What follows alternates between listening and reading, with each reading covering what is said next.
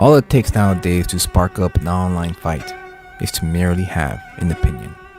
One opinion will cause many to spiral into a pit hole of anger where no one dialogues, only insults the person who has the unpopular or even the popular opinion regarding the latest trends in comic books, movies, or pulp culture. It makes sense given the circumstance. After all, acting tough behind the protective wall of the black mirror we all own and use on a daily basis makes it easy for anyone to jump right into a tirade of insults and threats. Again, just for having an opinion that they may disagree with. I decided to go against that notion. I've decided to start a video series where we discuss the hot topic issues within the comic book industry and pulp culture and provide you with another perspective. One of logic, reason, with just plain old dialogue between two people who have different opinions. My co-host and I will discuss the pulp culture topics at hand in a fun, engaging, and respectable manner. So, without further ado, let's talk about it.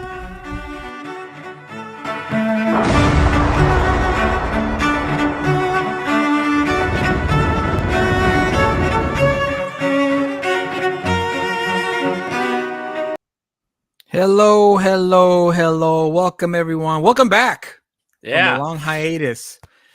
2024 is gone. We are now at the beginning of Project 2025. The drones over in New Jersey are doing reconnaissance work for the alien invasion that's going to be sponsored by Project Bluebeam, proudly sponsored by Project Bluebeam. And MK Ultra's in full swing with all the Mercurian candidates going around, making the rounds. And President-elect Donald Trump is going to be inaugurated on January 6th, in which the Democratic Party will conduct their own insurrection day. Welcome back to Let's Talk About It. I'm your host, Julius Freeman, and here with me is Kyle. All jokes aside, guys, it's good to be back. We had a long period of a hiatus because obviously it was the holidays, Christmas, shopping, visiting family. So there's just no time for us to, come here and talk with you fine folks about comic books and pulp culture. But Kyle, not saying that we didn't want to. Yeah, exactly. We love coming here with and talking with you guys because it's always fun. But today's show is going to be a little different. Today's show, I decided to open up the show for you guys. So whoever's listening, whoever wants to come in and talk with us for a while, then you're more than welcome. I'll put the link in the chat, and I'll let you guys set the ground rules. I'll set the ground rules later. But for now, I just want to catch up with you guys. Kyle, 2024, it's gone. I know, it's crazy. 2025 is here. How was your 2024, dude? I mean, I know you've had time. Everyone does, right? When you're New Year's Eve, you're sitting there, depending on what you're doing, you're thinking about the year past, and you're thinking about what you've done, what you've accomplished, and then what you want to do upcoming, the next year. So what were the highlights for you in 2024, and what are you looking forward to 2025? Oh man, it was. It's funny that when you talk about it, think about it, it's like, especially with my Instagram channel account that I have, Comic Book Kyle. I was making a reel of all of I wanted to do a reel of the entire year of me doing comics, and then I was going through my phone and searching through all the photos, and I'm just like thinking to myself, wow, I did a lot. I was like all over the place and like meeting people, talking to people, getting stuff signed, getting all these things, getting all this stuff. And it's just like, I did a lot. Like, you don't think about it. You don't put it in perspective while it's happening. Right. And because, for me, okay, that was yesterday. Let's move on to tomorrow. What's going to happen tomorrow? What are we doing? What's next on the agenda? What's next on the calendar? So looking back, I'm like, oh yeah, that stuff happened like 30 years ago or something like that. And then I'm like, oh wait, no, it was literally just the beginning of the year that all this stuff happened within a year. That's wild, dude. That's wild. I mean, just going through all the stuff, like my local comic shop owner moved at the beginning of the year, which I feel like was like so long ago, but it was just a year ago. And I got one of my grails, which was the Dark Knight Returns #1. Mm. And I got that, and then showing, going through my photos, showing the progression of like getting the book and then going to Fan Expo Dallas to meet Frank Miller, get him to sign it with Klaus Janson, and sending it off to get graded, and then coming back a 9.8. Do you mind if I share the video? Sure. Yeah, if you can show the video, that'd be great. There we go. I can't expand it, so. So yeah, March WonderCon was great. I dressed up as Two-Face. I completed my Miracle Man run. Free comic day. I don't know if we're gonna copyright by the songs, but There's no sound, so we're good. I hear sound. So Oh, I don't hear sound at all. well, I would mute it just in case. Okay. Well, that's weird. Wow. It's Green Day. Time of what was it? It's Time of Your Life or something. Oh, right. We might get that. Yeah, we might get. You can. I think you can mute it, can't you? Yeah. Here we go. Okay. So yeah, going San Diego Comic-Con. That was one of the big things. Going to San Diego Comic-Con, meeting Jeff Johns, meeting Kevin Eastman, meeting the entire crew of the Last Ronin, meeting whose name escapes me. He's the one who does the he does the voice of Dr. Doofenshmirtz and was the co-creator of Phineas and Ferb. And meeting what's his name? Todd McFarlane and Rob Liefeld. Oh yeah. Then this is the cast LA of Comic-Con. Back to the Future. Meeting the whole cast of Back to the Future, getting a hoverboard sign, getting custom art, getting a grail of mine, which was the first Jon Stewart. And then this one was, looking back and seeing how much I spent the entire year. Hey, you're not a comic book fan if you don't spend some cash, I know. It's like, but like looking back at, going through all this stuff, it's like, wow, it was like meeting so many legends in the comic book creating community. Oh yeah, getting my custom art piece. Yeah. I'm gonna replay on the loop so that way people can see exactly what you've accomplished. What you accomplished, the comic book reader for the year. This is it. This is just a portion of all this stuff. I couldn't fit all of it into one video. Like there's so many other things that I got. Like I got at Fan Expo Dallas. I got like the autographs of Seinfeld cast. I got the voices of Megatron and Optimus Prime. I got a bunch of other autographs from San Diego Comic-Con. I got like boatloads of stuff at San Diego Comic-Con. Oh, he did. He sure did. I was there to witness it firsthand. I was like, dude, you went all out for San Diego Comic-Con. And it was his first time going there too. So I was happy to help provide that experience for you because you're so giddy when I told you, hey, you want to go to San Diego Comic-Con? You're like, yeah, let's go. Yeah, let's go. I mean, like, seriously, it's like so much of this stuff happened within a year that it's just so crazy to me that within a year that you're able like to do all this stuff, to actually meet all these people, meet and get all these, signatures and the best part of it all was that I really got in touch with all of the other comic book vendors, comic shops. That was the main thing. Like, seeing all the comic book creators like Todd McFarlane and stuff, that was all really awesome to do. But the things that lasts a lot longer is meeting all of the comic book vendors and getting a relationship with them. That's key right there. Relationship with vendors. You're doing what you did for 2024 is what I should be doing as a comic book creator, is getting to know the vendors, because most vendors own comic shops. And the most unique thing about being in the comic book industry is that the stores are the key. If you don't have good relationships with the store owners, then it's going to be tough for you to pretty much have them pick up your book. Not just if you're an independent creator like myself who can go store to store locally or regionally, Mhm. but also through Diamond. Well, I mean, Diamond is currently a dying institution, and we'll see how what 2025 holds for them. But for as of now, it's still everything's still in shaky ground. However, there's that opportunity, man. I see it. I'm sure you see it, and I'm sure a lot of people who are trying to break through are see it, which is indie creators can't turn this around. This whole thing about the brick and mortar model dying, I don't think it's dying. I see it's shifting, it's changing, it's evolving, and I think that we as indie creators can play a pivotal role in making attending comic book shops fun again for not just old readers but new readers as well. Exactly, yeah.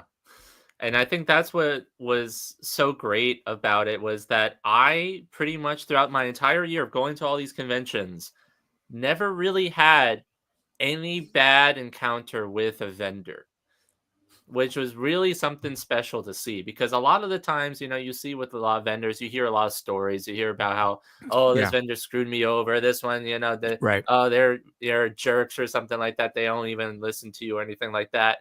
But as for Crenshaw, when I was going around and talking Freddie. to all these vendors, um, they were just completely fine and perfectly, happy. And more importantly, they were engaging with me and wanting Right, me, showing me, oh, yeah, this is a good book because of X, Y, and Z reasons. And this right, is, something you want to pick up because this is something that's going to be possibly going up within the next year. And teaching more about the comic books and more about the values and the more about why is this one special because of whatever. And you've been wised up to the culture, this yeah, culture of ours. You know, this I know. that used to be a subculture, but it no longer is a subculture. It's now a mainstream culture.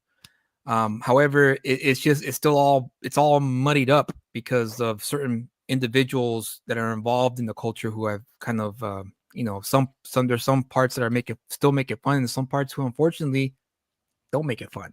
They kind of Yeah. ruin it. Brady says it's called white privilege, Kyle. Oh yeah. Well, that was another great thing that happens. I got to meet you in person this year. Oh, that's right. That's right. You Yeah. met Freddie. Not you met Freddie personally. I wish I could have been there. I don't know what happened. I don't know why I I don't know. couldn't You make were it. you were well. You're an AI, Yeah. personality that No, I programmed. I think I had a live stream to promote Reset Protocol that day. I believe that's what Yeah. happened because I wanted to meet Freddie as well, but it didn't work out. I was the only one that cared, Freddie. Okay, Yeah. so there you go. there's your right privilege there, Freddie. Yeah, Oh, there you go. but See, Freddie has a better memory than I do. I was on the stream, so yeah, I was on the yeah. stream promoting Reset Protocol. But But yeah, go on, yeah, go I on. met him, and then I also met the guy who was the creator of the Mavericks as well. Oh yeah, yeah. Neff. Neff, yeah, Yeah, met Neff. him You in met person. him. That was cool. I That met was him cool. at LA Comic Con. So Yeah, and it's he just realized or he discovered for the first time that you are not an AI. You're exactly. not. I'm not the AI person. Yeah. You are. This whole time it's been me. But see, that's what it Me, was just Kyle. so It's been me the whole time.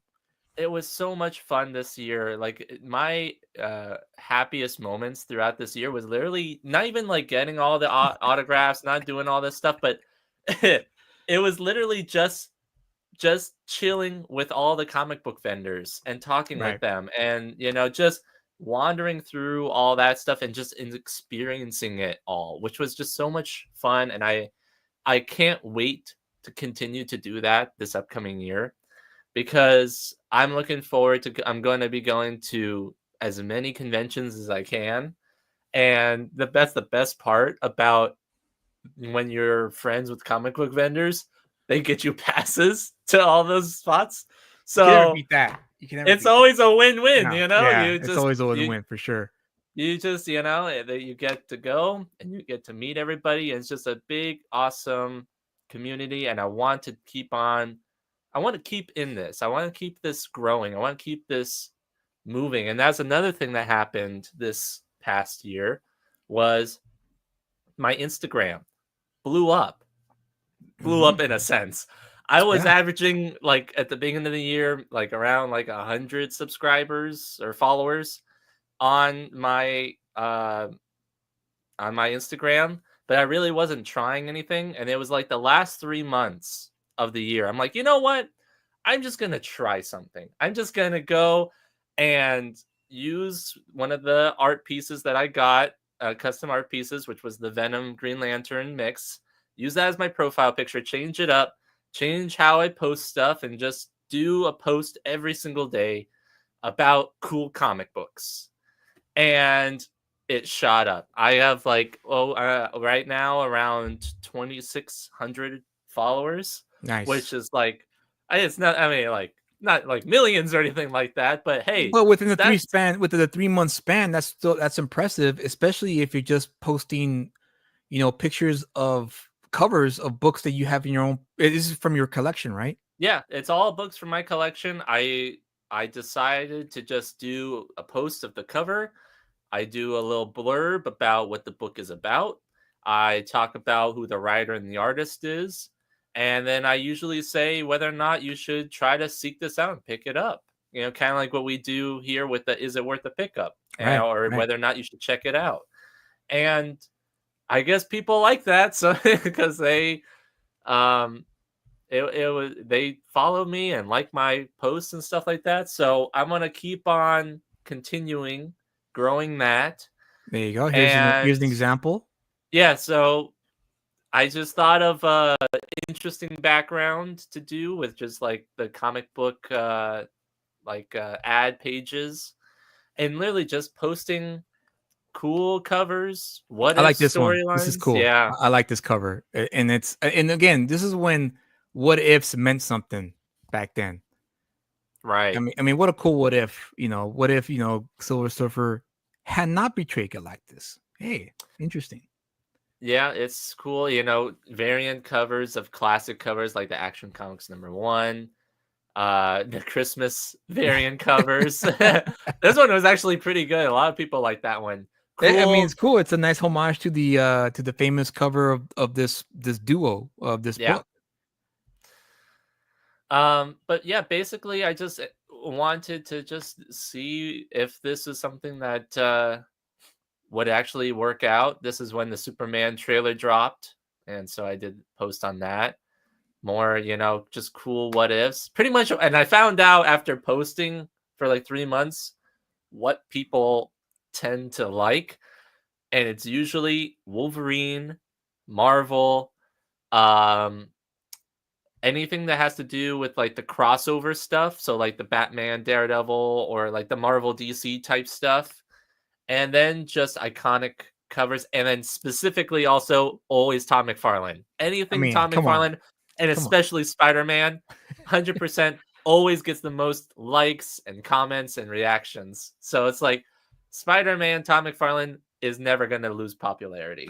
No, never. I don't think. I think if And anything, Tom McFarlane's stock will always remain up and stay up. Simply because, I mean, no one can compare it to his art. I mean, no one can compare it to him at well, all. and I am under the belief that Tom McFarlane will soon become the next sort of Stan Lee I think so. person.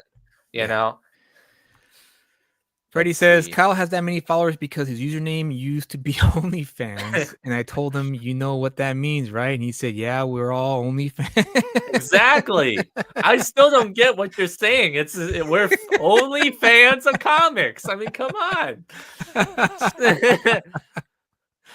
I just don't understand. But I had to change it, even though I was getting so many followers. But yeah, Tom McFarlane, always something everybody loves.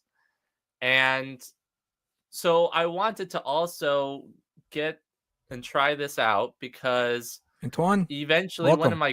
one of my goals. Oh yeah, hello, how's it going? One of my goals for this year is to eventually start to get into the actual buying and selling of comic books Okay. and Okay. trying to like break into that and see how I can do that. And one of the things that I want to try to kind of distinguish myself a little bit more about is I'm gonna try to mainly just focus on the signature books because my philosophy is, as you can tell from my uh, posts and stuff like that, I get a lot of signatures, which means I'm already in line getting the signatures for myself. Yeah. Might as well make some money of it and get some He signatures he and that I I can sell. he and I when we got to San Diego and they opened the doors because we got first access because of the passes that I had, which were professional badges. So he had a guest one, and we got let in. And again, it's been years since I've been to Comic Con, but also I had never been able. I had never attended as a quote unquote professional with the professional badge. It's always been with just a regular badge. Yeah. So when we arrived there and they walked us around through various rooms and then through a staircase and then onto the floor before it opened to the public. I was really taken aback by the amount of people who were running to places.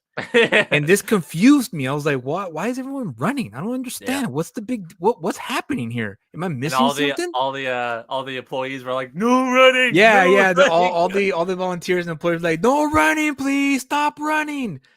And so, of course, I didn't care. I was And I'm walking. I was taking my time. Yeah. sprinting down it. Kyle power walked to wherever he was going to. He power Yeah. walked. He left me behind. I was like, all right, well, I'm like, okay, bye. I'll see you later, buddy. And I got determination. I gotta go yeah. somewhere. And so it wasn't until we met up later that day when he explained to me, oh, the reason why that was happening is because people were trying to get into lines to get signatures for like Tom McFarlane, for Rob Yeah. Liefeld, for the big people who were going to be there. And I was like, oh, and also not only that, but also the exclusives that they were offering. Exclusives, and then a lot of the times too is that you had to get a wristband for it, and the Right. wristband were first come, first serve. Exactly. And Exactly. so, and that's what happened too, because like I went and I was, sprinting, fast walking to the IDW station where they were gonna have Kevin Eastman along Kevin with all Eastman. the people Right. who did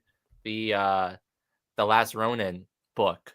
And the only way you could get that was it was a first come, first serve. You had to get the wristband. And literally, I got there, and then I want to say 15 minutes after I got there, they had already given away all of the wristbands. So it's just within the opening, opening of the preview for us because we were you could get in early, and 15 minutes after that, they were already gone. Yeah, that was like, okay, that makes sense. Now I understand Yeah. when people are running. I was never that type of guy, so that's why I didn't really care. I was like, oh, I'm just here for the experience. I'm here to just to kind of, I'm the opposite of Kyle. Kyle, if I were his age, I probably would have been right there with Kyle, like, let's go, come on, go, go, go, go, let's go, let's go, Gotta go. But since I'm not there anymore, I went there mainly to observe the landscape, so that way I can have an understanding of the business side of things, like whether or not this is this still viable. Are comic books dying? Is the industry dying truly, or is there still like a hopeful, a chance that they could thrive again? Because all it takes is for one book to just Right. blow up, and then people will get interested again, and then it's like a what's that saying? A high tide, the high tide saying, the Uh, raise boats. Well, I forgot the a term. high tide raises all boats. Yeah, yeah. So that's all. Sometimes it takes one or two books, and it just goes back up again. The interest goes back up, and all that. But it hasn't happened yet. It's only It happened in an it kind inverted of way. a little bit with the absolute Batman. 400,000 copies, or not even close. It's like almost 400,000 copies. It's not really that, Kyle. No, but It it's would have better been. than other I would books. agree with you if it was over 1 million. If it was like, oh, Absolute Batman sold over 1 million, then I'd be like, okay, all right, here we go. This is something. But Yeah, if it was close to 400,000, I don't really. Now it's a great number. It's a like impressive number today in 2025. But in reality, 400,000 is like, whoa, dude, that's not in the grand scheme of things. That's not hopeful, I guess, if that yeah. makes sense. I hate to I be guess. cynical and pessimistic, but When I see the numbers of manga, for instance, selling over 4 million, 5 million copies, that's concerning for me. And again, the optics are different. Obviously, American comics are 22 to 20 page comics, fully colored, $5 per issue, as opposed to the black and white, almost newspaper print quality of the manga books that get sold here. So I get that, but the fact that in the American marketplace that those numbers are that high, like I said, it's concerning. Because what are they doing right that we're doing wrong?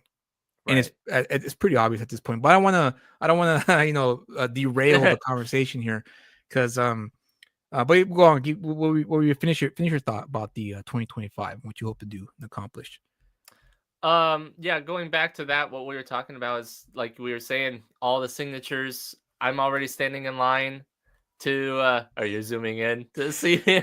I'm zooming in because I'm sorry again, but a little side note here. AI has been 2024 was the year of AI, right? That was the year where everyone was like, "Hey, this is AI. This is crap." But this isn't the first Punisher series. And again, it's a human error is always going to be a thing when it comes to anything that's made by human beings. And this is a prime example of that. 4 fingers here and 1 here. So it's official. 5. Frank Castle is officially a descendant of the Nephilim race. Yeah, old 6-finger. The 6-fingered man. 6-fingered Punisher. 6-fingered Nephilim Punisher. It's the funniest thing though, is because literally I didn't I didn't notice that until literally I posted this book, and in the comments, somebody mentioned that, and I'm like, what? You just blew my mind. I've been looking at this cover for forever and never noticed it. Just a little side note there, a little tidbit of trivia. But yeah, like we were saying though, getting all these signatures, I'm already standing in line for all these signatures anyway. Might as well start to get some extra ones and sell them, so that I can A, pay for the signatures that I already just bought, and then B, get my foot in to actually possibly setting up my own store. Not like an actual brick and mortar store, but like maybe an online store, maybe doing like online sales and stuff like that. And maybe try that out, see how that is. I know that there's a ton of people that do it, and pretty much like, as far as I know, pretty much every person that has comic books has some sort of online store that they use. So it's going to be interesting to see how that works. I've never done it before, and I'm going to be interesting to learn how to do it. So that's one of my, I guess, resolutions that I'm going to be doing this upcoming year. I'm going to try that out and see how it is. I wish you luck. I know. It's going to be, I'm sure you'll do fine. I mean, it's part of it. The major part of it is luck. Yeah. You might come across someone who's trying to get rid of a collection. You look through and you're like, holy crap, there's like a ton of key issues in here, and you hit the jackpot, a little mini jackpot, Well, yeah, that's the reason why it's like I have more sense that I'm going to be doing the signatures and just deal with signatures, because that way I know exactly what I have and who's signing in and everything like that. So at least just stepping in the door, seeing how it is, kind of like what I did with Instagram here. Just stepping in, seeing like, okay, I'm just gonna try it, see how it works, and I want to try and growing this as well. I already kind of been doing these posts. This is one of my favorite covers, by the way. Yeah, George, rest in peace, George Perez. That was a fantastic cover. Yeah, but I'm gonna try to do some more videos on my Instagram of doing reviews of books and short clips of reviews, saying whether or not is it worth the pickup or not, and yeah, just going from there, seeing what's gonna happen. Definitely go to all the conventions, meet more people. The books that I tend to sell will probably be a mix of slabbed and unslabbed ones, because I want to say most of the time I'm gonna try to get them slabbed, just because I feel like it'd be easier to do it that way, because it's not so much like guessing on whether or not what the grade's going to be. Right. Yeah.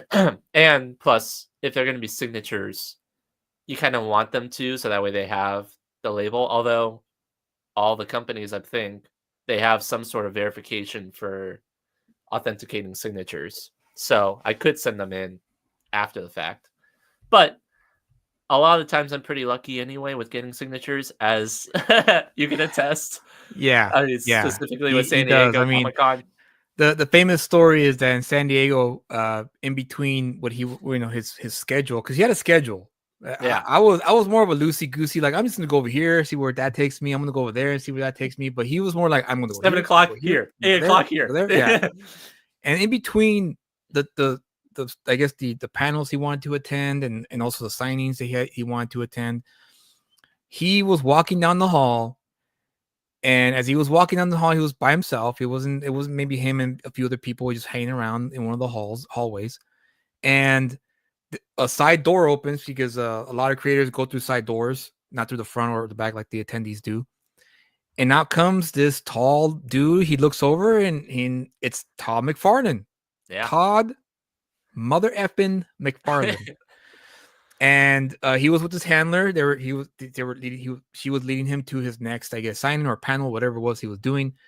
And Kyle here, no shame, just ran up to him and was like, "Mr. McFarlane, like, can you please send him? But go ahead, finish." I'm pulling out my book. I'm trying to I'm like ripping it off and trying to like, quickly, can you just sign this real fast, And he's all like, and right as I said that, his handler's like, no, he's on a meeting to go to. He can't sign it. And then Tom McFarlane's like, no, of course I'll sign it. And then he goes and just, there you go. And then wandered off with his handler. And it's like, again, dude, it's luck. It's part of, a lot of it's luck. You just never know. And of course, he was respectful. He got his signature and he just let him go. And hey, you got, and by the way, for the record, a signing for Tom McFarlane that day was how much to sign up for it? I'd say it was at least, well, you had a couple options of like, you had to go to get the wristband so that you can go and get a chance to then go and get another chance to then get in line for the opportunity to go and meet Tom McFarlane. It was sort of like that sort of thing. And then once you get to meet Tom McFarlane, I think his autograph was at least $100 plus. So you got it for free. Yeah. Free, ladies and gentlemen. Whatever. So that was fun. And then also with the Kevin Eastman getting those signed as well and all that. Yeah.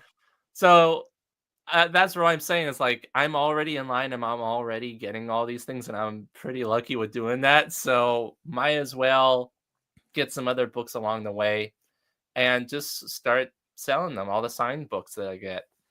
And just see how that goes. So I want to see how that is. And that's pretty much what I have planned for this next year. Awesome. Sounds like a great plan. Hopefully it all works out for you for 2025 regarding that, because it can be a very good side business, if you play your cards right. Yeah. I mean, plus looking back, when I first started collecting comic books, I never thought that I would, like, when I started collecting books, buy a book that was like over $50. I'm like, oh man, that's so unheard of for me. I know.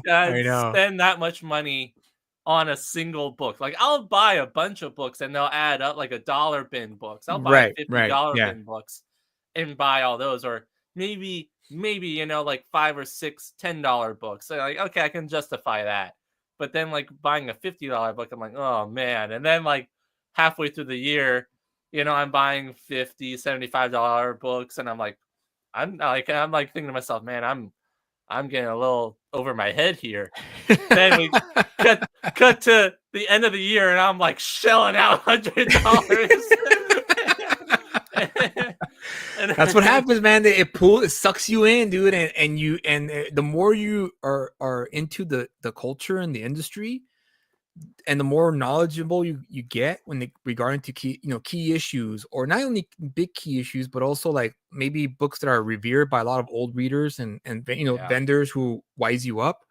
You see it on out in the wild, and you're like, how much you want for it? Oh, okay, and you now you have it. It's like Right. it's like owning the Grail. Like when you got the first appearance of Jon Stewart in the first floppy issue of it, and it's great. Yeah, there it is. See, there it is. Let me blow you up. Great. Grail #1 that I got this year. That was one of the key ones that I got. And that definitely went up. It definitely went up because of the show that's going to come out later this year. Later this year or next year? This year. This year. So all of that's gonna go up. It's good. And then, kudos to you. Also, this one too is what I was talking about, like showing out the money for. I got Green Lantern, Green Arrow. Oh, look at that. 76, right? Yeah, 76. I think this is technically, I think this is the first bronze book. Like this is considered as the first Bronze Age. Yeah, I'll see that. I'll say that. Yeah, I'll say yeah. And classic Neil Adams and signed by Neil Adams. You have to get that authenticated though. I know, but I'm going to, and it's going to be awesome, and it's going to go right on my wall. Awesome. I love to hear that, because to me that's a sign that the industry can still be healthy. You still have people who just love this stuff, and it's a shame that the modern books don't have a lot of that, and they should have a lot of that, but it doesn't. So yeah. But yeah, that's my plan. Who knows? I'm kind of scared when I was talking about how much I was buying comic books for. I'm kind of scared what the end of 2025 is going to look like. If hopefully the few hundred you're dishing out is not as bad, because you're getting a few hundred coming in by selling the slab books that you probably are going to find throughout the year. And that's going to happen. Especially, like I said, if you get lucky and you focus on the signatures, and maybe you get doubles. You get, I got doubles. All right, I'll just sell this one off, and let someone else enjoy it. So you just never know. Get a couple of those profits that I get from that and buy one big book. Yeah. And just grow from there. That's the key, man. The key is to snowball. That's the key. Yeah. To snowball it. So I'm excited. I'm excited to see where I end up in all this. Yeah. Except for in debt, but hopefully not in debt. Hopefully, like I say, you can, hopefully you can use some strategy and kind of shift around just to make sure you don't go into debt, because that's you don't want that. You want to you want the money to spend. You want the money you know that you're spending out to pay you back as you resell them back out to the wild. Yeah. But I mean, just in terms of like people meeting, like I already met Tom McFarlane. I already met Frank Miller. I met Kevin Eastman, Rob Liefeld, Jeff Johns. I met these great comic book creators. I can't wait to see who else I'm going to meet throughout this year, and get more relationships, more friends, more acquaintances.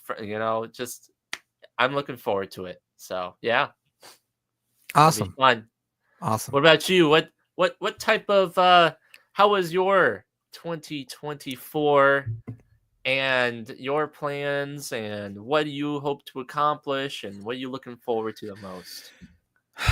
Man, that's a lot. That's a loaded question. I know. Well, I spent a half hour generating about my stuff. 2024 is I'm trying to keep this short because I want to really open up the show for the people watching. But 2024 was a little bit of a rocky year. Not too bad, but rocky in the sense that Reset Protocol, I launched that earlier this year. And also, another thing happened, which was the completion of Vigilant Fury, but that was still a little bit of an obstacle. But there you go, Reset Protocol, and the reason why it was a little rocky is because, I had to recolor a few pages, and the colorist who I normally go to, who I work with, who I've been working with for the past 10 years actually, and there's Vigilant Fury, he disappeared on me, and it freaked me out because he's never done that before, and I was like, oh man, like what should I do? Should I just replace them and hire and try to find someone else who can do what I need them to do, and that'll cause a further delay, in which I didn't want to do. But thankfully, I stuck to my gut, and he reached back out to me. He assured me that he could get it done. It's just that he was going through some stuff where he's from Argentina. And since he and I had a strong working relationship, I decided to just give him the benefit of the doubt and go, okay, you know what? I'll stick with you.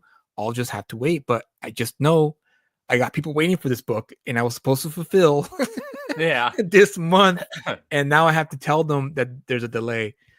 And there was a delay. He took a little longer than expected, but he got the pages to me done, completely done the way I wanted them. And so yeah, so I that was the bump on the road. But other than that, I was really proud of the accomplishment of being able to fulfill this book and getting my stuff out there. That was 2024. 2025 is the year I want to make a mark in the business and actually make some money selling my books, be it work for hire or my own stuff. So far, I have Reset Protocol and Vigilant Fury already done. So I got those two books that I'm, and I plan to really utilize for the aftermarket. And I have Good Old Dragon. Book 2 is being produced currently in the pencil stage, but I have book 1 completed. So I might do another campaign for that. And also, I really want to really understand the business side of comic book publishing. Like really understand it, not just the culture, because the culture it's there. Everyone can observe it and see it for themselves. It's a matter of like, there's always going to be factions. There's always going to be feuds, professional jealousy. Jealousy. It's normal. It's part of it. It's been around since the beginning of this industry. When I used to read Wizard magazine back in the day, they would talk about feuds between creators. They would have articles written about how this creator hates this creator because of a disagreement they had about a character or about a project they're working on. So it's normal to see that on Twitter, for instance, or on Instagram, where one indie creator talks shit on another indie creator, and it's because of differing philosophies, which is fine. So I've accepted that part of the culture. But now I really want to focus on the business side of things. Like what can I do different to gain a profit? So that way I can keep on growing and keep on producing material and keep on producing books and seeing where the landscape's at. Because now I'm asking questions like, do floppies matter now? Like, do people even want floppies? Or do they want a completed book? We've been living in the Netflix generation. And what I mean by that is the binging generation, which is when I was growing up, if you had a favorite show, a TV show, you would have to schedule yourself to, okay, I need to be home by this time because my favorite show is going to come on at 7:30 and I have to be there because if I'm not there, I'm going to miss the show. And then you watch your show, sit through commercials, and then once the show is over, next week, I'm going to be here at the same time, same channel, right? Now, that's gone. That's now Netflix and, the streaming services like Netflix, Amazon Prime, Hulu, and other services, they create a show, and some, it depends on the producers, I guess, but for the most part, they just drop all the episodes, and then you could watch one episode, and if it's really good, you just, all right, I'll watch the next one, and you can binge it. So that's changed our consumption, how we consume entertainment, and so that's why I have to ask myself, do people really want floppy books now? Like, is that even the thing now? Is that something that people even look forward to? Do they really want to wait a month for the next issue, or would you guys prefer the whole thing at once? I mean, these are questions I ask myself. I'm not asking you guys. I'm not asking the chat. I'm just saying like that. These are the questions I have to ask myself because I have to, consider the landscape. Like when I went to San Diego Comic-Con, my biggest takeaway from the Comic-Con was how much it leaned towards pulp culture than comic books. Mm-hmm. Yeah, there was a DC booth. Yeah, there was a Marvel booth in IDW, but they didn't focus on comics. They focused on Superman the movie. and what James Gunn was doing. IDW was focused on these Ninja Turtles, but not the comic book. It was talking about the cartoon. And these are the things I have to consider.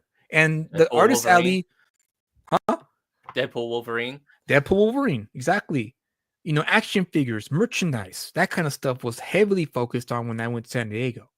And the Artist Alley were placed in the far back, and it was cramped up back there. Yeah. Like you couldn't even walk through there. And these are the guys, these are the individuals who bring the stuff to life. And here's this organization that pretty much made their mark on comic books, putting the people who bring them to life to the far corner, crunched up in there where you couldn't even walk through it. It was uncomfortable to walk through there. Just put them in the back over there. Yeah. Yes. And again, I know that's the changing tides of time, but at the same time, I have to ask myself, then what's this for then? What are we doing here then, if that's the case? AI is becoming a thing now where people are now making comic books using AI. And consumers, for the most part, don't care if AI is being used.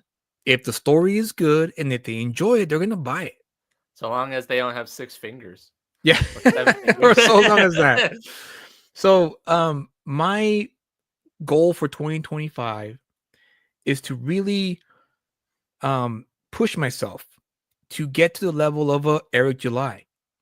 And again, Eric July didn't make his $3 million because he was a veteran as a comic book writer. He made his $3 million because of his brand name, Rippa, Young Rippa. And the reason why I know this is because I used to be a subscriber to his channel. I used to listen to him years before he did Isom. And I used to like his channel. I used to like his content. And then when he announced that he was making a comic book, I knew right from the get-go he was going to make millions.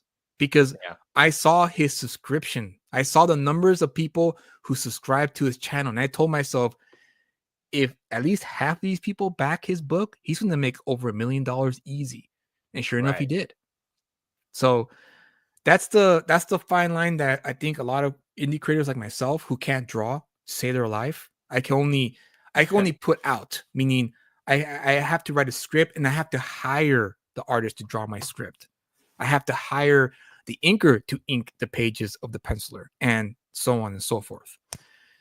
And so now I have to figure out how to monetize my brand and get people to involve themselves in the stories I put out. And again, ask the question, floppies or one shots or two issue books or 3 issue, stories. These are the things I have to consider. So that's my goal for 2025 is to just monetize a Lucid comic. That's it. Yeah. All right. Sounds good. Well, I mean, you get that by, meeting people, talking to vendors, and that's key. Yeah. And I do want my book. I do want my book in the comic shops. But it's looking very dim for Diamond. So now I ask myself the question, should I rely on Diamond or should I rely on a micro distribution level? Meaning, do I put my books that I print on my own with my money in the back of my car and drive to the comic shops in my area and sell myself to all those owners and vendors? Yeah.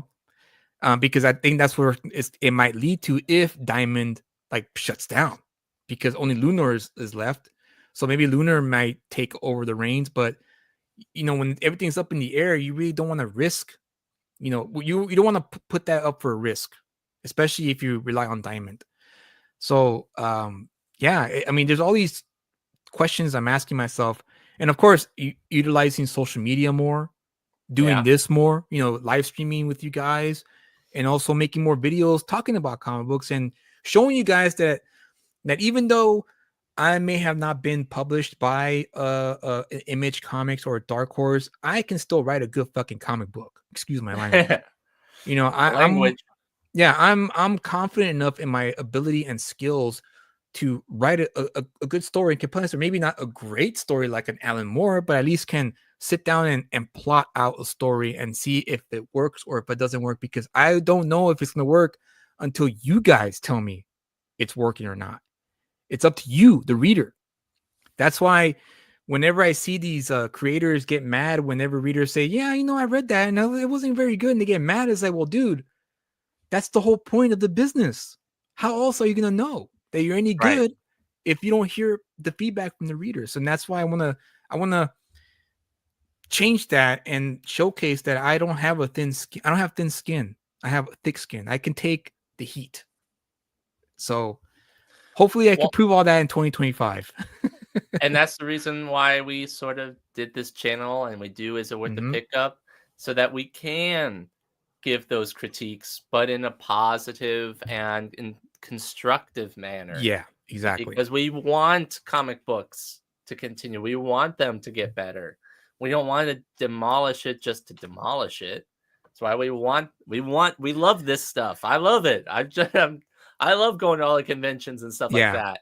So it's like I want it to continue. I So I wouldn't want want to demolish the foundation. I will demolish the house, the exterior, and keep the foundation that obviously is keeping everything up, and then rebuild it around the yeah, foundation of our industry. And so, yeah. yeah, things are going to have to change. Things are have to shift around because a lot of people for the past 3 years have been burned by crowdfunders who never fulfill their books. And I know, and I know it. It's one of the most open secrets in the indie sphere, but I know for a fact two things are going on right now, and been going on for the past 2 or 3 years. The people who did fulfill their books is one, you received your book and you never read it. Yeah. It's Yeah. just sitting there in a stack somewhere in your room because you have so many other books that you back that you now have, but you never read it because you don't have the time, or maybe you're being distracted, whatever the case. Or two, you read it and the book was terrible, but you like the creator, and so you Right. don't want to say anything to them. Those So are two facts. I know for a fact those are true because I'm a backer and I've read certain books where I'm like, whoa, this is terrible. yeah. But I like this guy, so I'm not gonna say anything. I'm just gonna pretend like I never read it. I Uh, know. I'm the same boat too, and plus I see them at conventions all the time, yeah, yeah. and it's like, you're a really great guy, but this book. Yeah, and I get it. I get it, which is why I want to change that trend. I want you to let me know. I read Vigilant Fury and it just didn't work for me, man. Like, here's why. That's what I want to hear because Right. I want to get better, and it's gonna hurt. Don't get me wrong. I'm still human. It's gonna hurt my feelings, but you know what? Feelings be damned. If I want to be the next, you know, Alan Moore or Brian Azzarello or Ed Brubaker or Rick Remender, I have to know if what I'm writing is up to their level, because those guys I consider professional level. Because I love those guys. Those guys' works are fantastic. I never turn away any of their books because I know it's going to be great, and that's where I want to be. It's almost like it's like that Bill Burr quote where he said that when he was starting out as a comic, and he see at the comedy store the collage of oh, did I lose you, Kyle? Well, am I Kyle? still here? Can you hear me? Yeah, I can hear you, but I don't see your screen. Or am I frozen? No. Something happened with my thing. Okay, well, if you're still in, just maybe you could. Oh, there you go. Weird. I don't know what that was. It's too much. It's too much positivity. The algorithm can't take it. I guess. Or my computer was just like, yeah, you're good. We don't want to see your face anymore. but going back to what Bill Burr said, he said that when he saw the collage of the great comedians that came before him, he told himself, I want to be on that wall. And that's my ambition as well. I want to be up there with those guys, with the Rick Remenders and the Kirkmans and the Kirbys and the Frank Millers. Like, yeah, why not? Why shouldn't you want to reach that level? Freddie here said the EJ Eric July business model is something to be studied seriously by Nick. Absolutely, and I've been studying it, and I figured it out. It's pretty much you have to build your fan base, and they will support you. Now the key is to write a good enough story where they want to read more of your stuff. That's the key. That's what I want. That's my goal for 2025. But yeah, that's pretty much what my resolution is for that, for my comic book writing career, is monetizing it and getting some revenue in so I can continue on producing more stories. And I have a whole bunch. My computer is filled with a bunch of one shots. Yeah, you tell One them shot to me all stories, the time. 40 to 50 page stories. And I think that's the way to go going forward. And that's what I hope to do going forward is anytime I do a crowdfunding or anytime I produce a book, it's going to be a one shot for the time being. And then when I have the resources to do a 12 issue run, I'll probably do it. I'll probably pull the trigger and actually give it a shot. But until then, it's just one shot stories for now going forward. Yeah. Well, so are you excited though? Are you excited for what? I'm a little bit I'm mixed. I'm both mixed. excited and both nervous at the same time. You know, because the nervousness comes from built my online persona. Yeah. You know, I'm not really good with that yet. Like I'm not either. That's the thing. No, but like, I mean that's why I asked you to be my co-host, because I work better bouncing off someone and talking to someone as opposed to me being by myself here, going, you know, just talking, not just to myself, but to people in the chat. But I'm a little, like I said, I'm a little both nervous and excited, because I'm excited because I know I have a lot of great stories in the works right now. I have one project working on right now. It's a horror comic, a slasher comic, which I'm really excited about. It's drawn by Greg. Oh gosh, I don't want to butcher your last name, Greg. But he is fantastic. I love his raw style, and I think you guys will be pleasantly surprised when you see it. Then, of course, I'm going to use Vigilant Fury and Reset Protocol for the aftermarket. I might submit that to Image or Dark Horse, depending on who says yes. And I got Ghetto Dragon. And when I tell you about book 2 for Ghetto Dragon, I'm going to tell you guys something, man. You guys are going to be blown away by book 2. Kyle has seen some pages. He can attest to that. He knows cool. It's going to be, you guys are going to be blown away by book 2 of Ghetto Dragon. Yeah. Brady, I've been there, done that. But yeah, so I'm a little bit 50-50, both nervous and excited at the same time. It's just a matter of where I direct that energy to and how I use it properly. It's pretty much all it is. Funnel it. Exactly. Work. So with that said, you have your ambition, I have mine. I will like to open up the show to people who are watching. And that's pretty much the whole point of this episode, is to, I want to hear from you guys. That's pretty much what it is. I want to hear what you guys. What? An hour later. Oh, an hour later, but I'll keep the show on for another hour. And you can do, here are the ground rules. All right, let me just straighten out my thoughts. So I'm going to open up the show to whoever wants to come on. You don't have to come on. It's not a mandatory thing. And you don't have to be on camera either. So you don't have to turn on your camera. You could leave it off. And you could just let us know what you think, what you want for 2025. And this could be anything. This could be, maybe you're looking forward towards a movie or a TV show or a comic book. Maybe you have your own aspirations, and maybe you were looking for some advice, or maybe you're looking for some guidance, or maybe you just want to vent and just say like, I saw this show, man. It was terrible, man. Did you guys watch that? Oh man, That's all terrible. good. And depending on how many people come on, you could be on for about 5 minutes, maybe a little bit more than that, depending on what you want to talk about. And then if more people start coming in, then I'm gonna have to start, rotating you guys. But if not many people come in, then you can stay on a little longer and talk with us about whatever it is you want to talk about.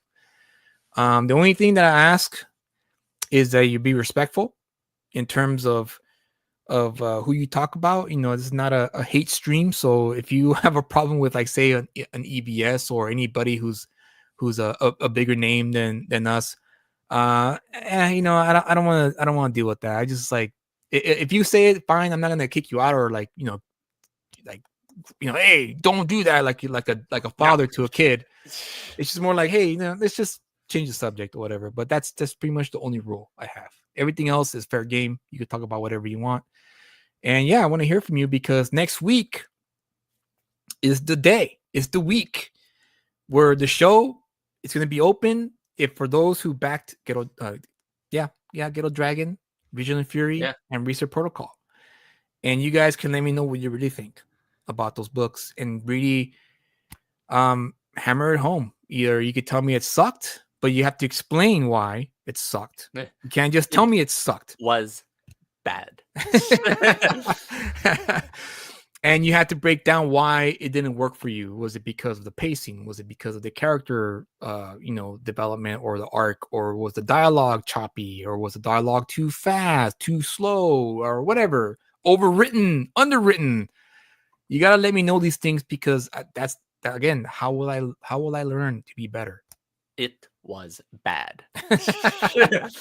So next week, that's gonna be the show. I look forward to it, and like I said, I probably will get my feelings hurt, but that's okay because this is the nature of the game. Yeah, no, and again, it's fair game. This is the nature of the game.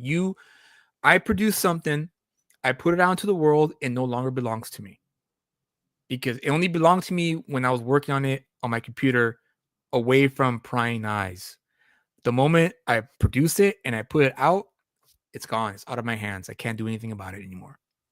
And I think that's more than fair. That's the way it should be. So keep an eye out for that. I'm going to promote the crap out of it this coming week. So hopefully those who did back it will come on the show. And hopefully I can have Ghetto Dragon Book 1 up on globalcomics.com this weekend. That's the goal, to have it up this weekend. So we'll see. Like I said, I'll announce it if I do get it done this weekend. Other than that, yeah. So I'm gonna share the link. Again, if no one decides to come on, we're gonna jump in right into is it worth the pickup, which is gonna be the Green Lantern, Green Arrow crossover one shot.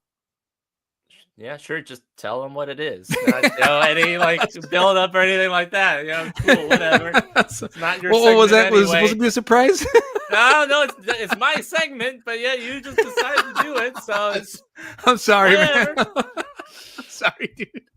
I totally ruined it for you. I'm sorry. I apologize. I'm sorry. Apologies to I jumped the gun there. Well, okay, I'm gonna share it in the YouTube chat so you could come on and talk with us. But until the meantime, anything else you want to talk about? Anything you're looking forward to, Kyle? Or maybe you have seen something or read something? See. While you're sharing it, I guess in other comic book news, I guess I am excited to see the new Superman movie. I'm looking forward to it. Right. I heard that I don't know if it's true that supposedly they had a bad screening, private screening of it. I heard something about that, and they are doing, at least from what I heard, that they are doing reshoots. Has that been confirmed? I don't know. People are saying it, but I don't know if you can trust them or not. Which book, Freddie? He says he's read the whole book, but so far so good. Which one? Reset Protocol or Vigilant Fury? Don't spoil it. or if you want to come on next week, dude, then just save it. Just save it for next week, and you can give me the breakdowns to what was so far so good. What did that? Yeah. Elaborate on that. The title. But anyways, yeah. So you're looking forward to James Gunn's Superman? Yeah, I am. When I watched the trailer or the teaser trailer of the trailer, I was a little. I guess I was. I'm looking forward to it, but there were scenes in it that kind of question it for me. One of the things was, I don't know, personally for me, I did not care for the first shot that we see of Superman. He's in the fetal position, all bloodied and damaged. Right. I was hoping that we would see the first shot of Superman that we would see would be the powerful, hopeful, out there saving people. If the first shot that we saw in that trailer was him saving the girl with the explosion and stuff like that, mm-hmm. that would have been better for me. the first impression of seeing him all kind of bloodied and broken, I get what they're doing. It's just something that I don't necessarily want to see from Superman right off the bat. Really? Why? Yeah. Like I said, I want Superman to be this rock that you can rely on and who's always always going to be there, even if he is bloodied and damaged and stuff like that. He's still gonna tough through it, stand strong, and be there and to do the work. So seeing him kind of in that fetal position right off the bat, for me, it just didn't work very well. Interesting. Okay. Everybody else looks good. I know people are giving a lot of grief to Nathan Fillion with his Guy Gardner with the bowl cut I know, that he dude. has. Honestly, that haircut is so stupid. Like, I get it. Look, I'm one for comic book. What's the accuracy? Accuracy. However, there's a reason why when you adapt a comic book into a movie, you gotta tweak some things because the mainstream, the movie going audience, they don't understand comic book culture. They don't understand any of that. So you gotta what's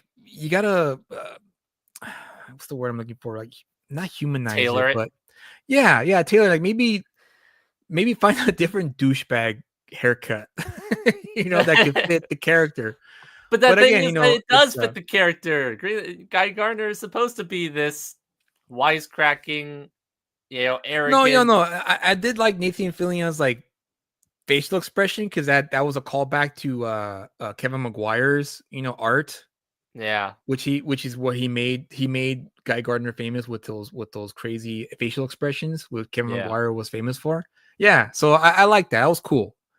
When is Reset Protocol? I've been fulfilling Reset Protocol, Freddie. I don't know. Did you back it? Did you back Reset Protocol? Because if you didn't, Kickstarter does not do in demand at all. So, hey, look who it is! Hey, Ben. How's it going, guys? Good, man. How was your 2024 when you look back at the last year? That's a good question. It was a good year. I got no complaints. Learned some stuff. It was a good year. Good. I was listening to you talk about Superman, Kyle, and I completely agree. I know where you're coming from. All right. See, look, I know. Crenshaw says that they could have gone with the Edgar hairstyle. What's the Edgar hairstyle? I don't think I've ever heard of that. I think it's the one where it's shorter, but it's like going up, kind of thing. That would have worked for me. But go on, Ben. What were you gonna say? Finish your thought. I was gonna say it's something that it's kind of been going around, in this. I don't know what you call it, our circle, I guess, talking about superheroes and stuff, and I think one of the things that's missing is the hero aspect of being a superhero. Yeah, and I think that's what Kyle's talking about. That character that you aspire to be. You're talking about the Superman starting off with him being in the fetal position? Okay. Right, yeah. I mean, go ahead. No, I was going to say, I feel that's even missing in our books. We focus so much on creating a hero and the villain, and my camera does that. Well, I was about to say, you're going to see something dramatic? It's really cool. Yeah, it does that. Dude, I thought you were going to say something significant. I was like, here it comes. Here it is. Here we go.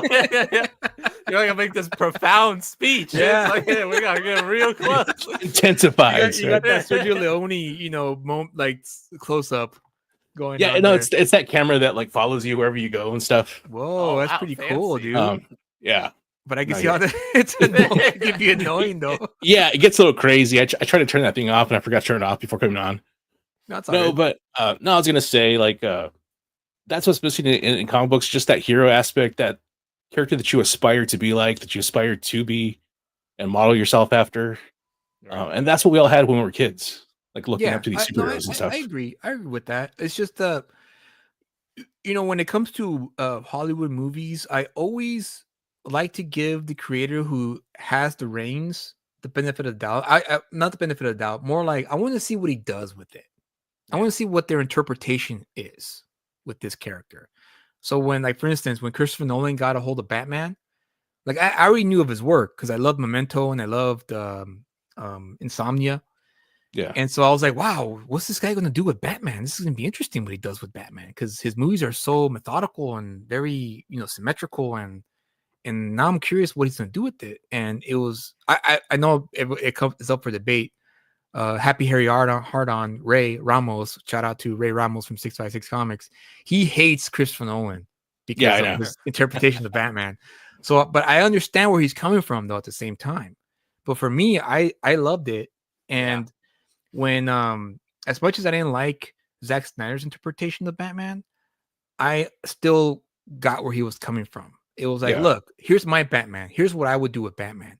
And he did it. And I know a lot of people didn't like that because, of course, who likes a Batman that kills? No one does. Just like no one likes a Superman who kills. But at the same instance, it's like, okay, well, you got to give him a little bit of creative leeway because, they're trying to say something with their interpretation. So I'm not gonna base the trailer. I'm not gonna make a judgment on the trailer until the movie comes out because I've already lost all my faith on trailers because no more, no more. I've been burned so many times where I'm like, wow, this looks amazing. And I watch the movie like, what the hell is this? Yeah. The trailer misled me to watch this movie. But the thing is, though, it's like with trailers nowadays, as soon as you put it out there, anything like that, it's going to be dissected frame by frame. Yeah. I get that. Everything's going to be, hyper analyzed because this is the only thing that we have to go off of. So it's in the company's best interest to portray this movie and these characters in the best light possible that you could and what it's gonna be like. And that's the reason why with the first impression of seeing Superman beaten and in the fetal position didn't really hit for me. That's why I wanted him to be in the first shot that we see of him, like I said, the hopeful. Well, here's my interpretation of it. It was, for me, it begged me to ask the question, what did that to him? Who did that to him? Who is he fighting that where he ended up back in the Fortress of Solitude where he's beaten up? And now it got me curious. I was like, okay, well, James Gunn must have someone big as the villain for this movie. Someone like we're not even considering because he's keeping the script under wraps. He's not letting anyone know what the story is about. And so I figured that's what I took from it. And I didn't mind it because I think Robert Kirkman for the Invincible show really captured what I think Superman should have been portrayed for the longest time now, which is he's still powerful, but if he fights someone who's just as powerful as he is, he can still bleed, get a cut lip, get beat up, get bruised, but still obviously be Superman. Because the Man of Steel approach, it doesn't work anymore. It's a product of its time. It does. I think people. I don't think so. I mean, because he's become invincible.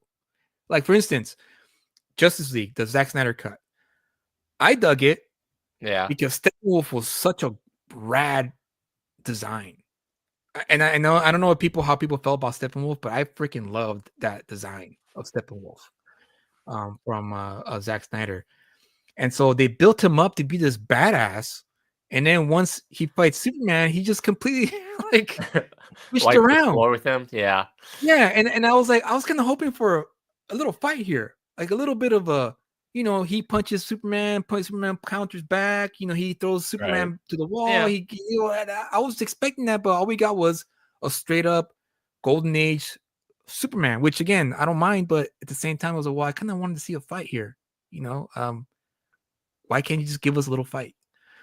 So that's my hopeful part of James Gunn's Superman, is that we get some of that, which I don't mind, which is why I think the Doomsday comic book story was so good, because Jan Jurgens wrote such a good character in Doomsday where it actually finally felt like he met his nemesis, his match.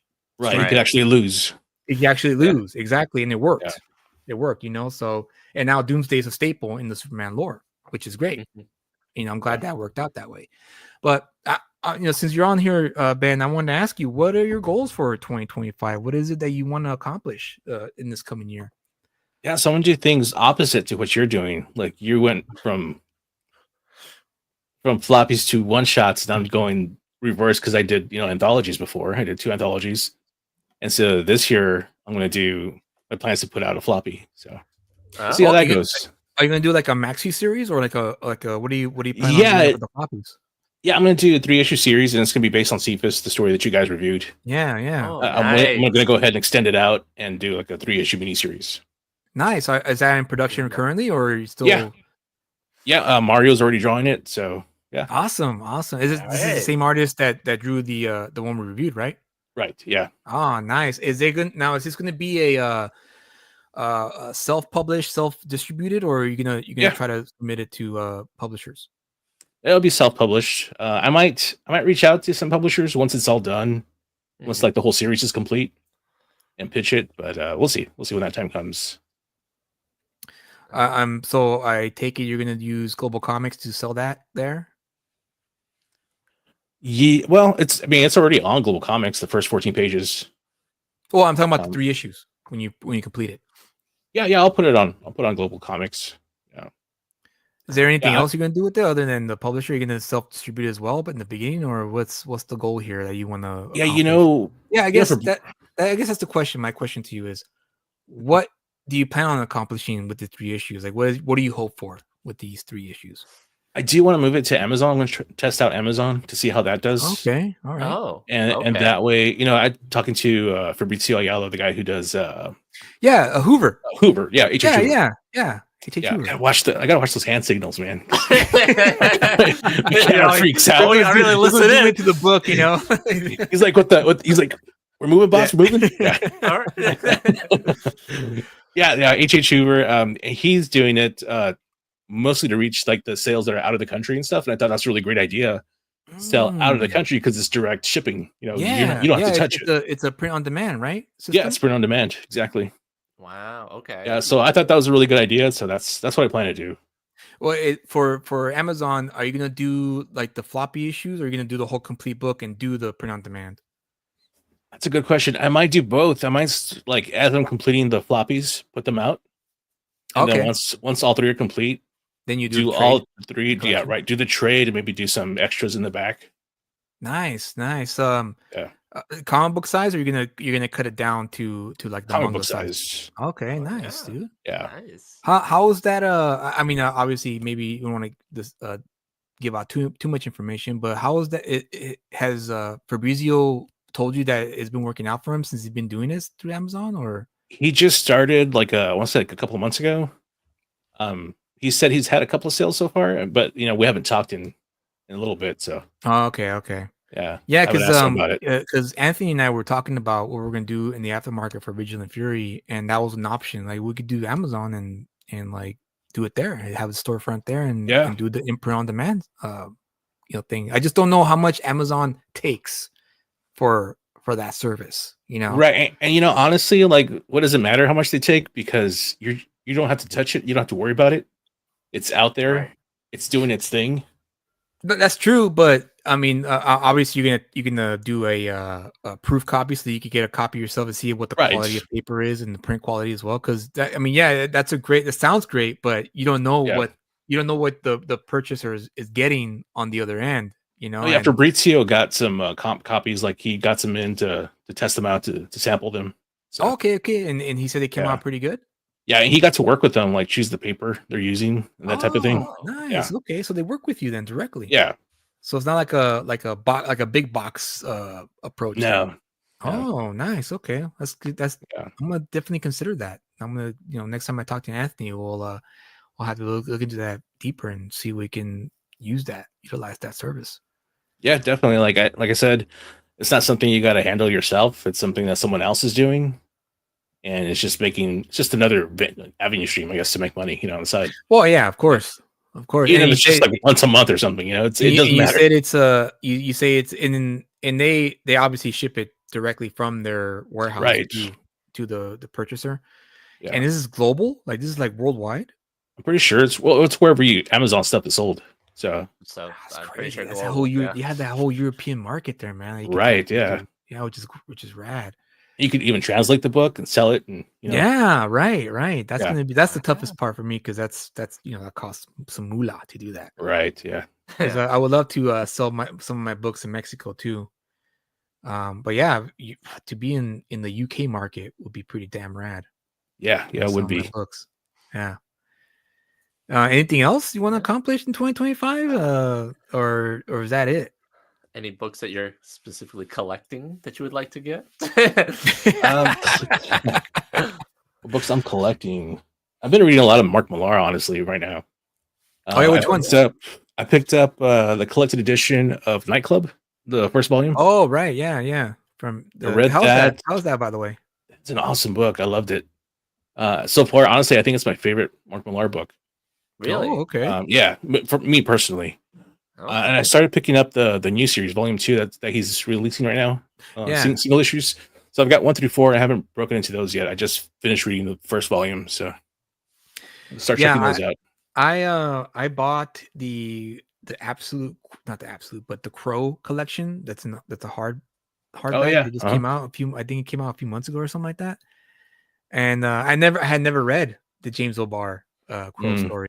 I was telling Kyle earlier that I was reading. I was like, man, this is so raw. Like the story, you can feel James O'Barr's pain in the book, and they don't make him like that no more. It's like, damn, I remember this. Like, this feels like real to me, and the art is like so raw and black and white, and it's a little too clean because of the reprint. I kind of wish it had some of that roughness of the original grit. Run. Yeah, and that would have been a lot. Like you just keep it the same. Like, why do you have to clean it? Like, let's not clean it. Let's just keep it remastered, basically. Yeah, pretty much. Yeah, pretty much remastered. Yeah, that was such a personal story for him. And it's so well done too. Yeah, it is. The way I loved it. It was the first book for me where I'm like, oh, okay, this guy knows how to utilize 3-panel pages, because I'm not a fan of pages where you have 3 panels and they're big and stuff. And I always like my pages to be more compact with like 6 panels or 7 panels. But the way he like draws the body language of the characters, it's like he needs the space. Like, you can see it, that he needed it, and it worked. Like, it works really well, and that really got me to like, oh, so you can't do 3 panels. You gotta really like, lean in heavy on the body language, because you see Eric Draven's pain in the pages. Yeah, there's a lot of emotion and atmosphere in those books. Yeah, and I love that. So yeah, it's been a great experience to finally read that, because I never got a chance to read it. Yeah, he's such a nice guy. Such a cool dude. Yeah, I never met him. I saw him once at San Diego Comic-Con, actually, when I started going in the early 2000s. I saw him there, but I was just like, I was so young and still a fanboy, and I was like, I don't know what to tell him. I don't know what to say to him. What am I going to say? I like your book. Yeah, like, I really like it. But yeah, I didn't have a Crow book because they were hard to come by. They were hard to find. The was it Comico that published those first? I don't remember who it was. It might have been. I think it was Comico. Yeah, I met him in Arkansas. We went to a convention out there. We were gonna have a table, and it was kind of like a creator get together beforehand, like the night before. We went to like this Mexican restaurant. So I'm sitting there with my buddy Jason. We're like eating chips and salsa, talking, and this old guy comes up, and he's just like, "Hi, I'm James." Sticks his hands out. We shake his hand. I'm like, "Hey, how's it going?" Didn't know who he was until like afterwards. He goes and sits down, and my friend Jason's like, "That's James O'Barr?" I was like, "Oh my gosh, it is!" Dude, like, come over here, blowing him off. We're just like, "Hey, old guy!" Like, hey, guy, how's it going? yeah, how's it going, guy? Would you get to talk to him though after you found out it was James O'Barr? Yeah, we just went over and just said it was an honor to meet him and glad he came in. Good to see him, kind of thing. It was just really brief. He got surrounded by a whole bunch of other creators like right away. Yeah, I would imagine. He's like one of those. I'm sure. Like, I mean, everyone who's like big now always refer to him as like an inspiration. For like wanting to pursue comics. So that's a good thing for him to have, because the Crow is one of my like That's like the thing for me. I remember when I first saw the movie, I was like, oh my god, this is amazing. I love this. Yeah. And I didn't know it was a comic book until later on. And then when I tried to find the book, they were hard to come by, the trades and all that, because it was a small press book, and everything else was like a different iteration of the Crow, and they're always like not the greatest. Right. I was like, oh, how can you like put lightning in the bottle twice? Like you can't. Yeah, you can't do that. Like the latest movie that just came out. I heard that was a dumpster fire, man. That's what I heard.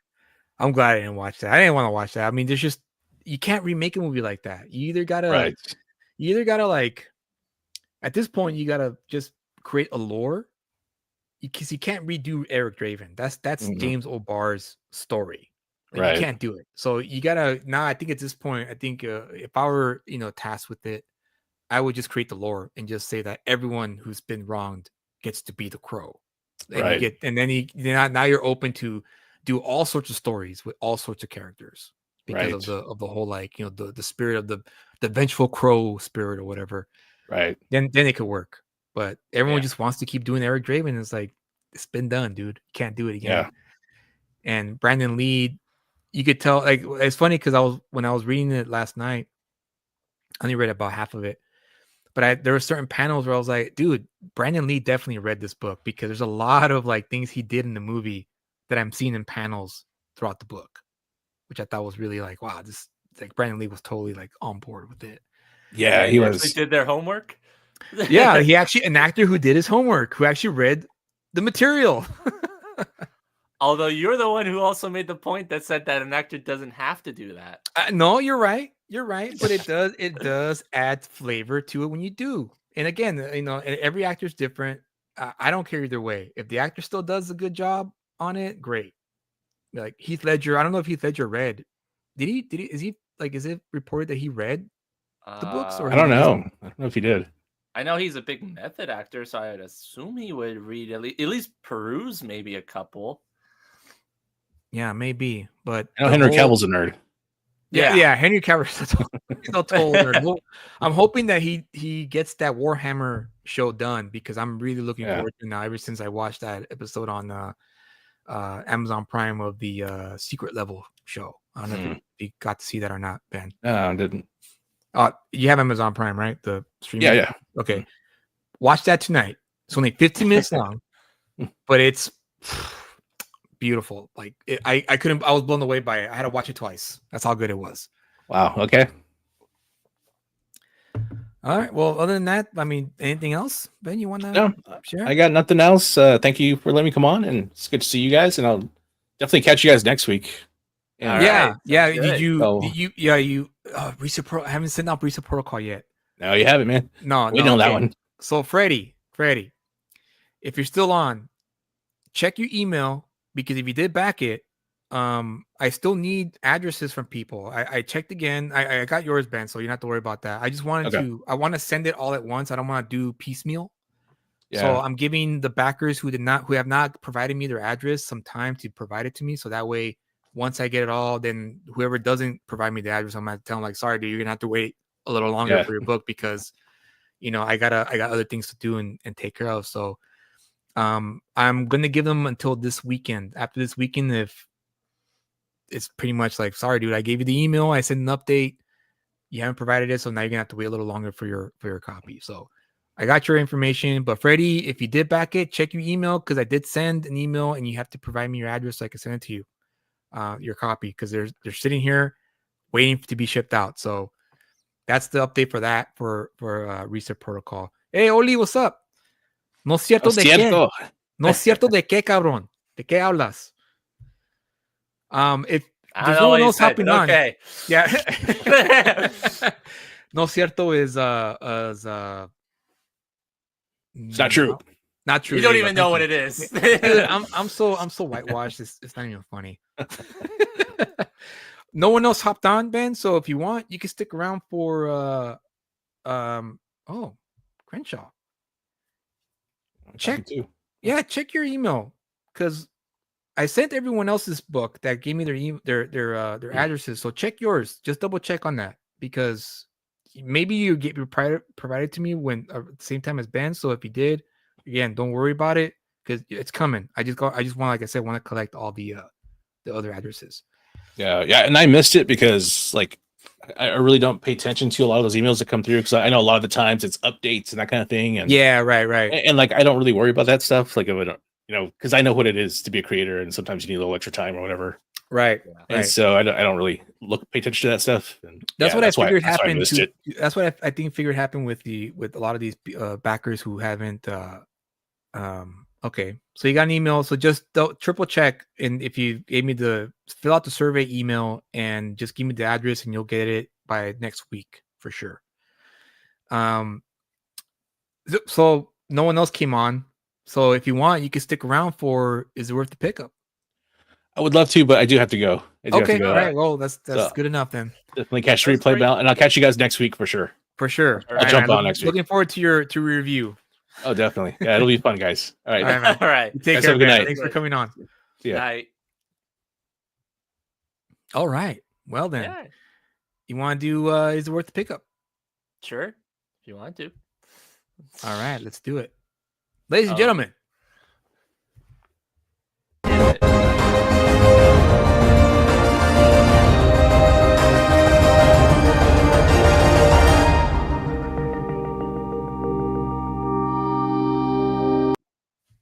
Kyle, the floor is yours. All right. So today's book that we have to review is a book that I thought that we would start off with, that because I got the other Green Lantern Green Arrow book, and this so happens to be a one-shot Green Lantern Green Arrow book. I thought, hey, might as well review it, because let's start off this year off with my favorite superhero, Green Lantern. And hold on before you go on, Freddie. Maybe check your check your older emails, because I sent that survey out back in late October. So just just check your older emails. They should be there. If not, I'll resend it to you, and I'll check my backer list. And if I see your name there, I'll make sure to email you directly, so that way you can get that information to me, so I can send you your book. And look, and Crenshaw says, "What a surprise!" There you go. I know. I review a Green Lantern book. What about how about that?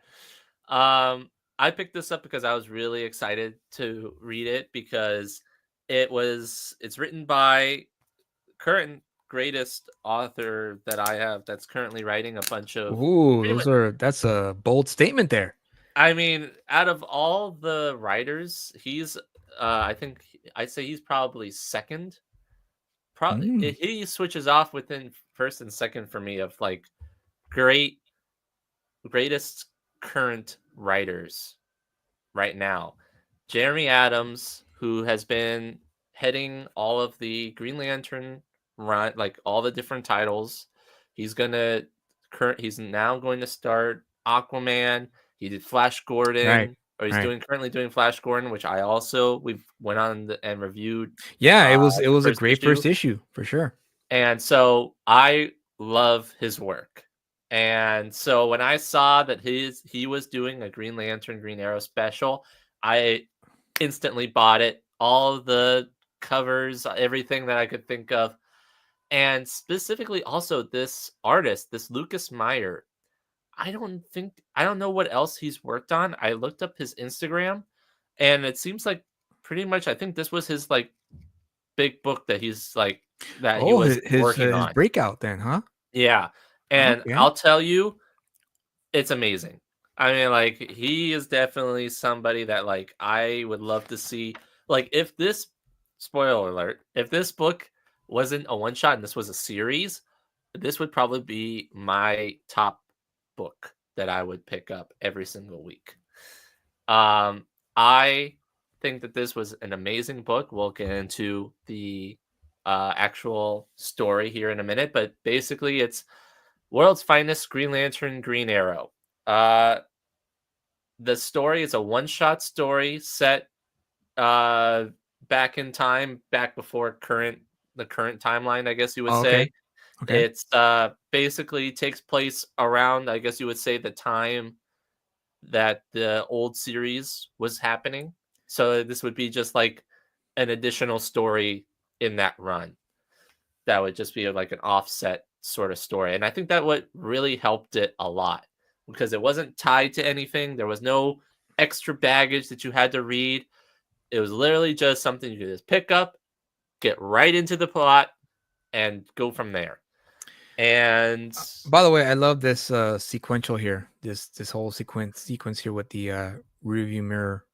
Exactly, and you can see the cop car in the background, you know, pulling up, him getting out, and they're talking. And this was what's great is because Green Lantern and Green Arrow are known to be rivaling political ideals, and they both have they're both on either side of the political spectrum, I guess you would say. Yeah, and yet that's what made their character duo so great is because even though that they do have these differentiating ideas, they still work together all the time and they're still best friends. And that's what this issue aimed to do. And that's what America is all about. Yeah. And so that's why I love this is because this interaction is basically them two talking about their ideals of what either police should do or what the government should do because they're being pulled over and they're having this discussion while the cop is getting out of the car. And it was a great back and forth. And the great part about this book too was that it doesn't do it heavy-handedly. They still, it's subtle enough to where it's like, yeah, we get the point, but it's not shoving in your face of what they're trying to do. I also want to give a side note here, coming from the perspective of a writer and editor, editorial eye, I guess. Notice that even though these three panels are the same, shaped the same, and same camera shot, notice that it's the facial expressions are different in every panel. Every action is different. The first one, you see Ollie there with his raising his glasses up, and then you see Green Lantern there. Kyle Rayner, I take it, or is that No, it's Hal Jordan. It's Hal Jordan. Okay, so you see Hal there with the little scowl, and of course the cop, right? And then the second one, cop's out, but now Hal is smiling, and now Ollie is pointing his finger at him and looking a little bit more stern. And the last one, now it's the opposite. Brilliant. Yeah. Brilliant. And, they're talking about, Hal Jordan's talking about like, what, so you're going to tell him that you're a space cop just so that you can get out of a ticket? And, right. And so they're bickering, but then you realize, oh, wait, the cop that's in the back is not actually a cop. Oh, who is it? Is it not Deathstroke? Who's the other guy? It's Deathstroke. Oh, it's Deathstroke. Okay. I thought it was who's the other guy? The other guy that's kind of like Deathstroke, but he's more of a hitman than anything. Will Smith played him in Suicide Squad. Oh, Deadshot. So it's not Deadshot. It's not Deadshot. It's Deathstroke. He's just he doesn't have his orange in this one. I don't know why they decided to have that. Maybe just to do something different. I guess it doesn't take away anything. I kind of would have preferred him to have the orange in the color. Oh yeah, of course. That's his calling card. Why not? But in this story, maybe you can explain it away if we want to get into spoilers later on. You can kind of explain it away, but it doesn't take away anything per se. So, right. I will say this page is pretty great. Yeah. I mean, what a stance. And meanwhile, they're all exploding off. I like that. They that nothing happens to them when they explode. Yeah, well, maybe again, editorial here. My editorial lens here. The least, if I was the editor and I got this page, I would have been like, "This is a great page, guys, but can we at least have green around both men? That Hal Jordan was so sharp that he was able to protect both of them with his ring." Yeah, I mean, come on. A nitpick, but I'm just saying, like, you're telling a Green Lantern book So let Green Lantern be Green Lantern. Right. Well, and that's another thing in this story that I think was really good is that they did give each character enough time to shine on their own and then also working together. Ooh, he gets shot. Yeah, because Deathstroke was using yellow bullets. Oh, there we go. There we go. So he was, and then Ollie goes and pulls him aside because, even though he's got the Green Lantern ring, all of his constructs aren't going to work. Right. And so he's like, yeah, I'll do a distraction. And I like that he says, he kind of references Barry Allen with a big, making a tornado. Oh, right. Barry would be proud. Nice. And catches Deathstroke off guard. And so then it cuts to them. I skipped pages through this story, so this is kind of a few pages later. How long do you think it took him to color those bullets? It probably took him a while, Freddy. He's just sitting in the corner. He's like, I gotta do hundreds of these. He's like, Hal Jordan's not gonna see this coming. Yeah. See, like there it is, explain the yellow bullets. And no wonder he broke through my shield. Nice. And he's all like, yeah, this guy knows everything about us. And then that's when Oliver says, oh, yeah, this is what you're talking about. So go back up where Ollie says, quick, make a shield around us. So I'll go back up. Yeah, cover us now. Cover us now, okay. So then there's a big explosion at that abandoned place that they were at. But it wasn't. What a great splash. That's a great that wasn't a splash. That was just the one page. Yeah, it's a splash. I guess it's a splash on not like double. Yeah, when you take up the whole page like that, it's called a splash page. I guess it's splash, but not a double page splash. Just it's a single page splash. It doesn't matter if it's a 1 page or 2 page. It's a splash if it takes up the whole page. Yeah. So, basically, do you want me to keep going and talk about it, or do we want to spoil it? Dude, you're right. The art in this book is amazing. I'm telling you, dude, and that's what I'm saying.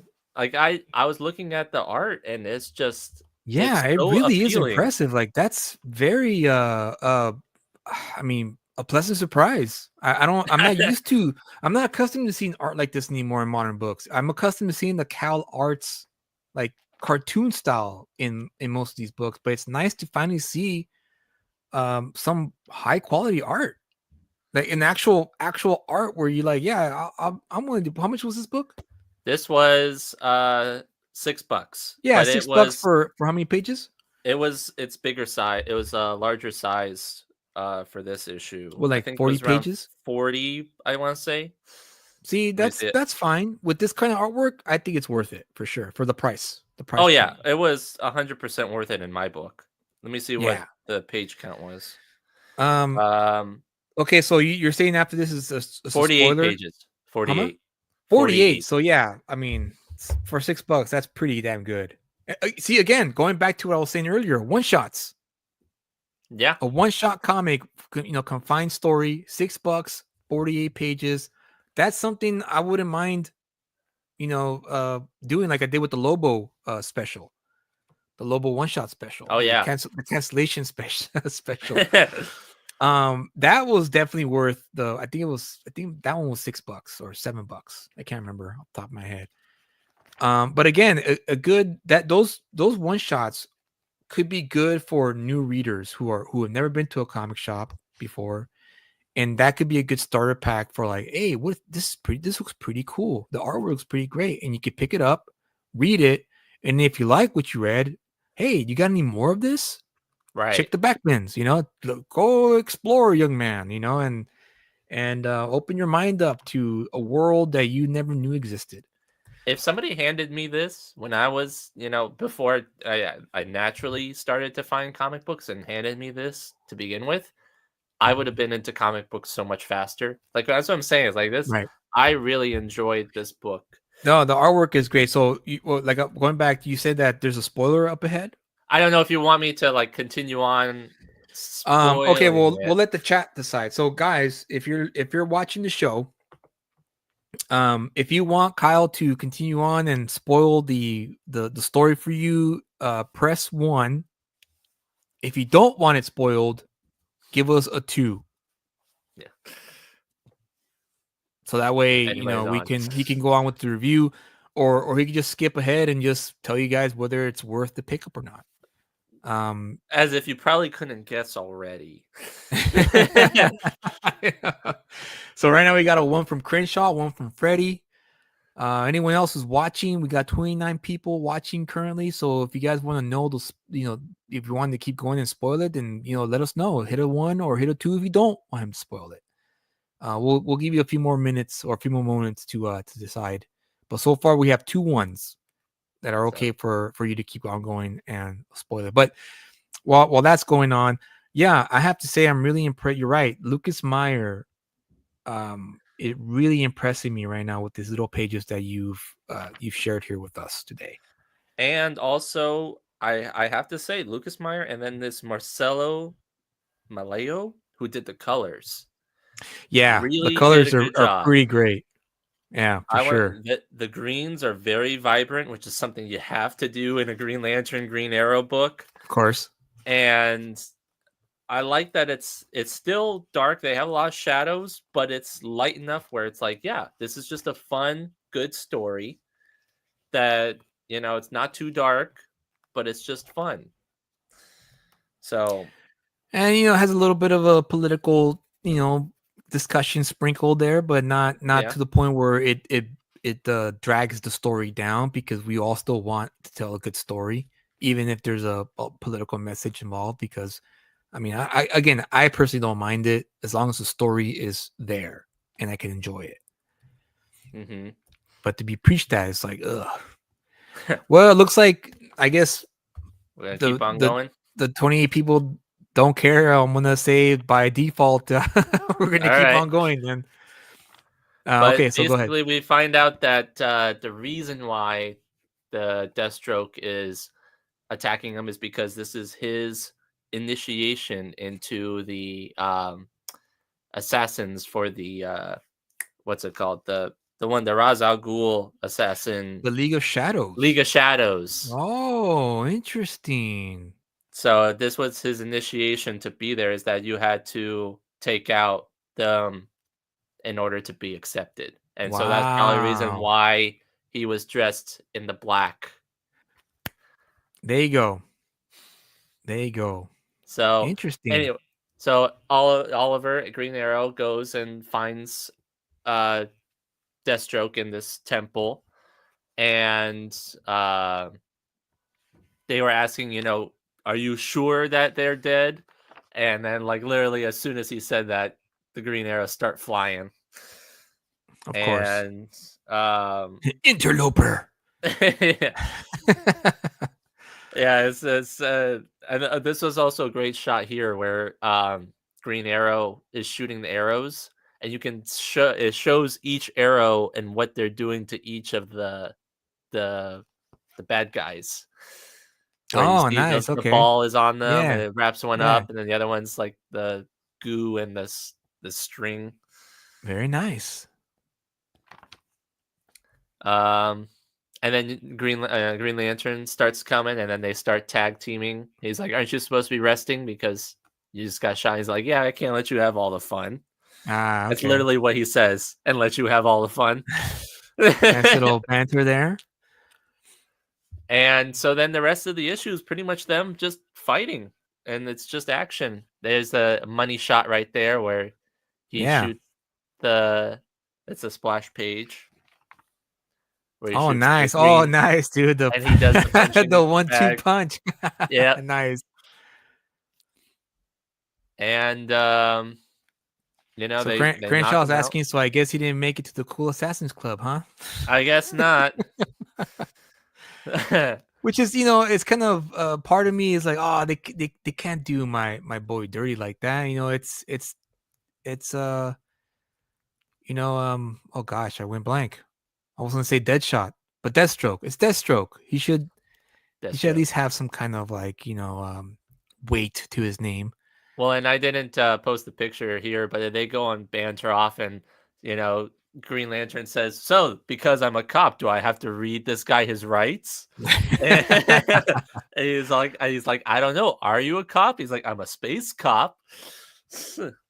And so then, anyway, yeah, the helicopter comes and starts shooting missiles at them, which inevitably lets Deathstroke escape. All right, that's what I like to hear. You know, that's what I like to hear. Yeah, because I mean, at first I was like, "Oh, that was a little too easy, man. It's Deathstroke. No. He doesn't get captured that easy." But okay, I like that. I like that. He doesn't.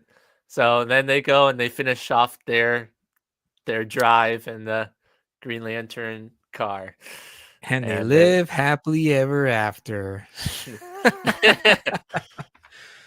Well, I will say right off the bat, the artwork is phenomenal. The sequentials are on point just by looking at these pages that you sent me to share.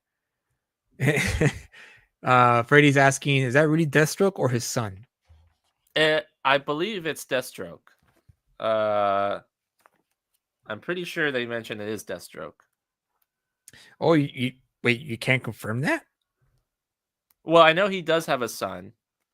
Hold on. Let's see. I'm like 99% positive. You're still 1% not positive.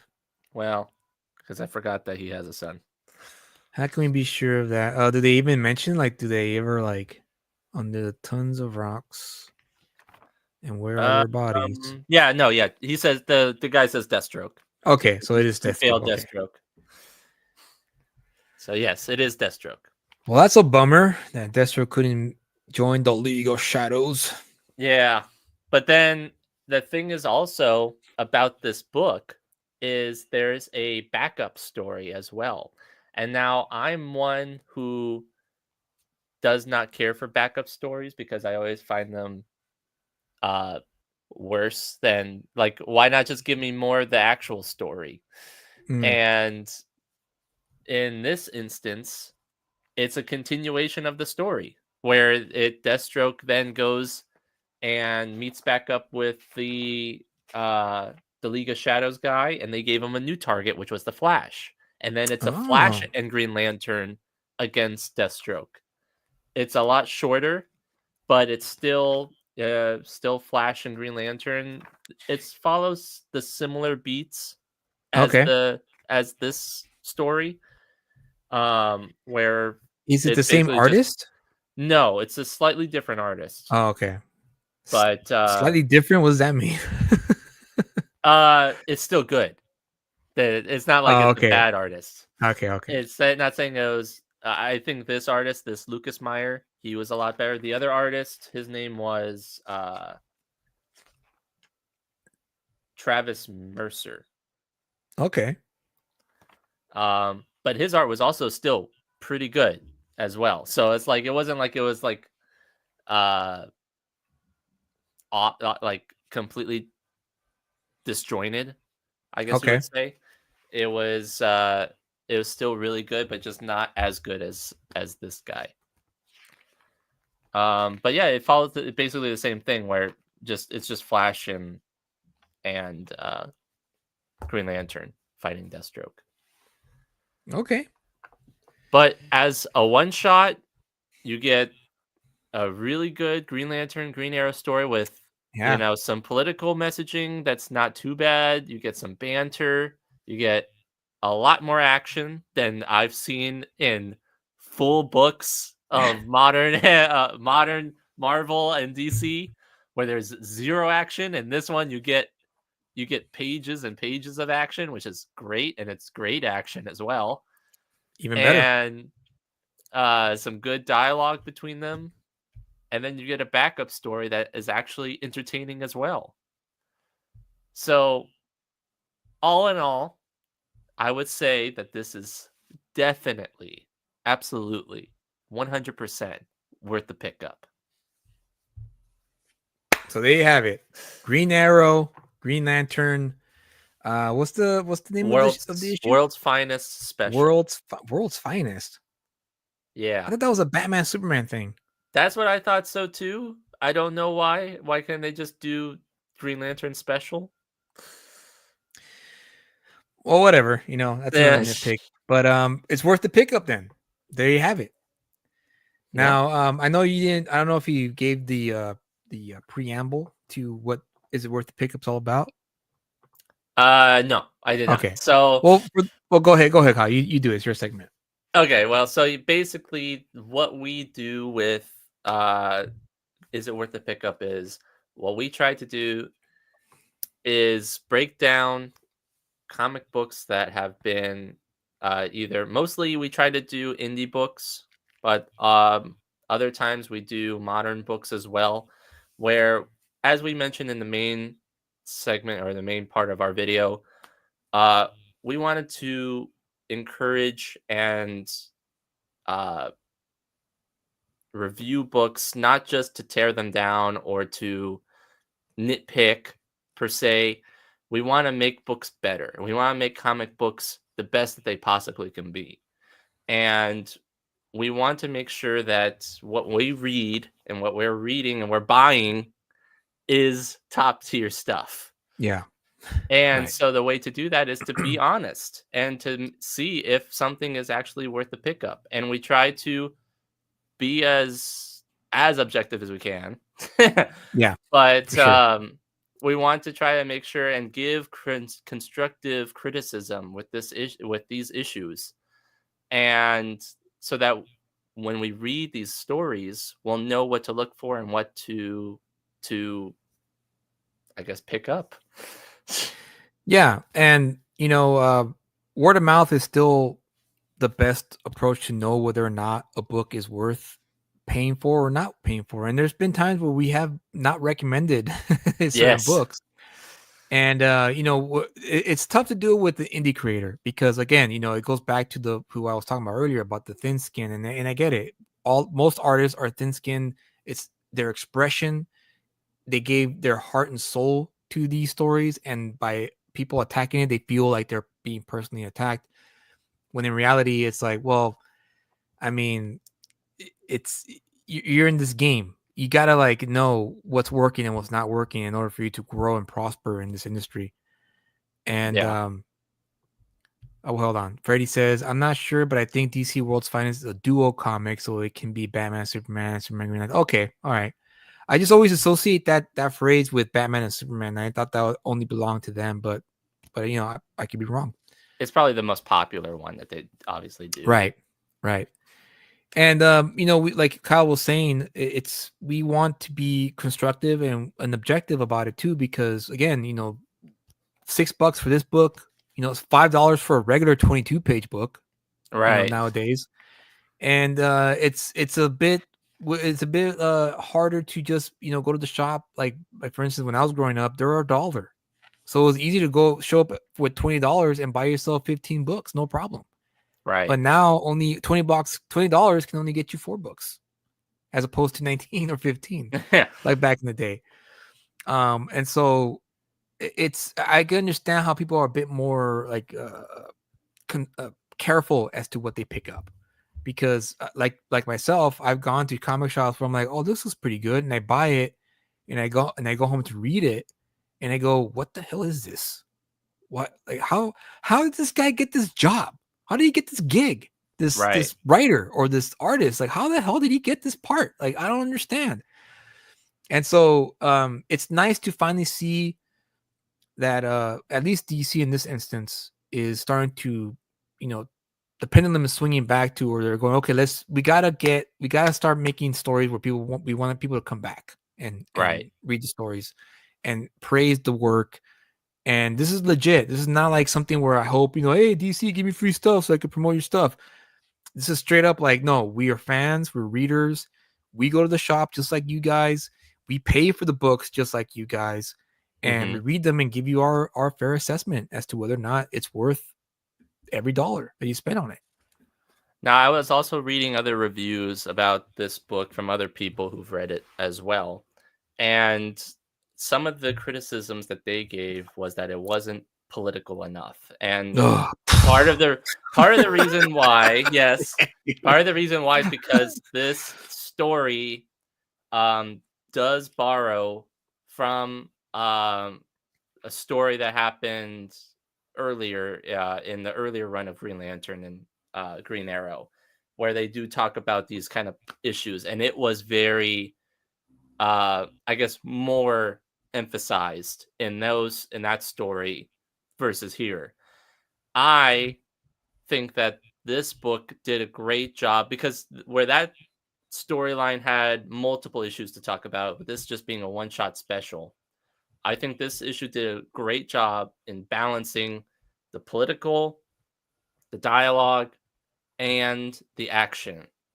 And I think if more books were of this quality, you can still have the political talking points if you want to do that. You can still have the dialogue of just talking, because there was pages that I didn't put on screen of them talking, like he's like helping him out, or he's wounded and stuff, and they're just talking, as he's stitching him up or something like that. So there's good dialogue and just them talking and rationing out stuff, but you have to balance it with the action and with all the other stuff. Right. So many times that we review books, and I read books, modern Marvel and DC books, where it's just the dialogue or it's just the political message. Hardly ever is it just action. I don't see that anymore.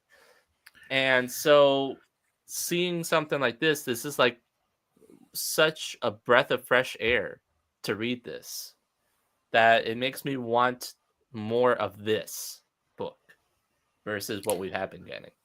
Hopefully the sales showcase that, because they, every company goes by sales. Think, oh, people are buying this, so we gotta make more of this kind of stuff.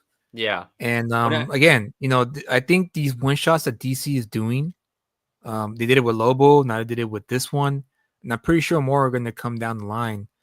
They're probably testing the waters out to see if it's going to work out, because one shots are very cheap, they're safe. You don't invest in a whole bunch of money to do a long run. They're very quick, and you can get that job done like that and get it out as soon as possible. And so I think this is a good sign that maybe DC is going to start producing work that better quality work in terms of story. Maybe not so much the art or anything like that, because the art's always been great in my opinion. But whenever I read the story, the reading experience is subpar. It's like, oh, okay, we're doing this, all right, whatever. And the poor artist who's involved has to draw because, it's a paid gig. He has to do it. So I'm hoping that this is the turnaround. And I think the writer Jeremy Adams, he's been doing a lot of great stuff recently. Like I said, with Green Lantern specifically, he has sort of really turned Green Lantern around and making really good stories with it, which I've been really enjoying. And I have been noticing that he is getting more titles. Like I said, he's getting Aquaman. I'm really excited to see what he's going to do with that. And Flash Gordon, like I mentioned as well.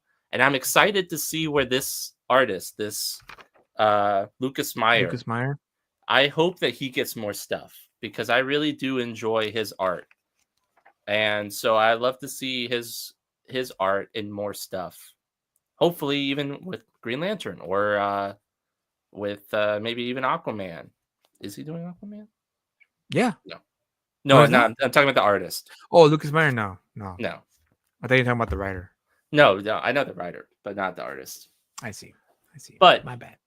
Hopefully he gets put on a good book, because I really did enjoy it. And I think that, it's definitely worth the pickup. Awesome. Well, there you have it.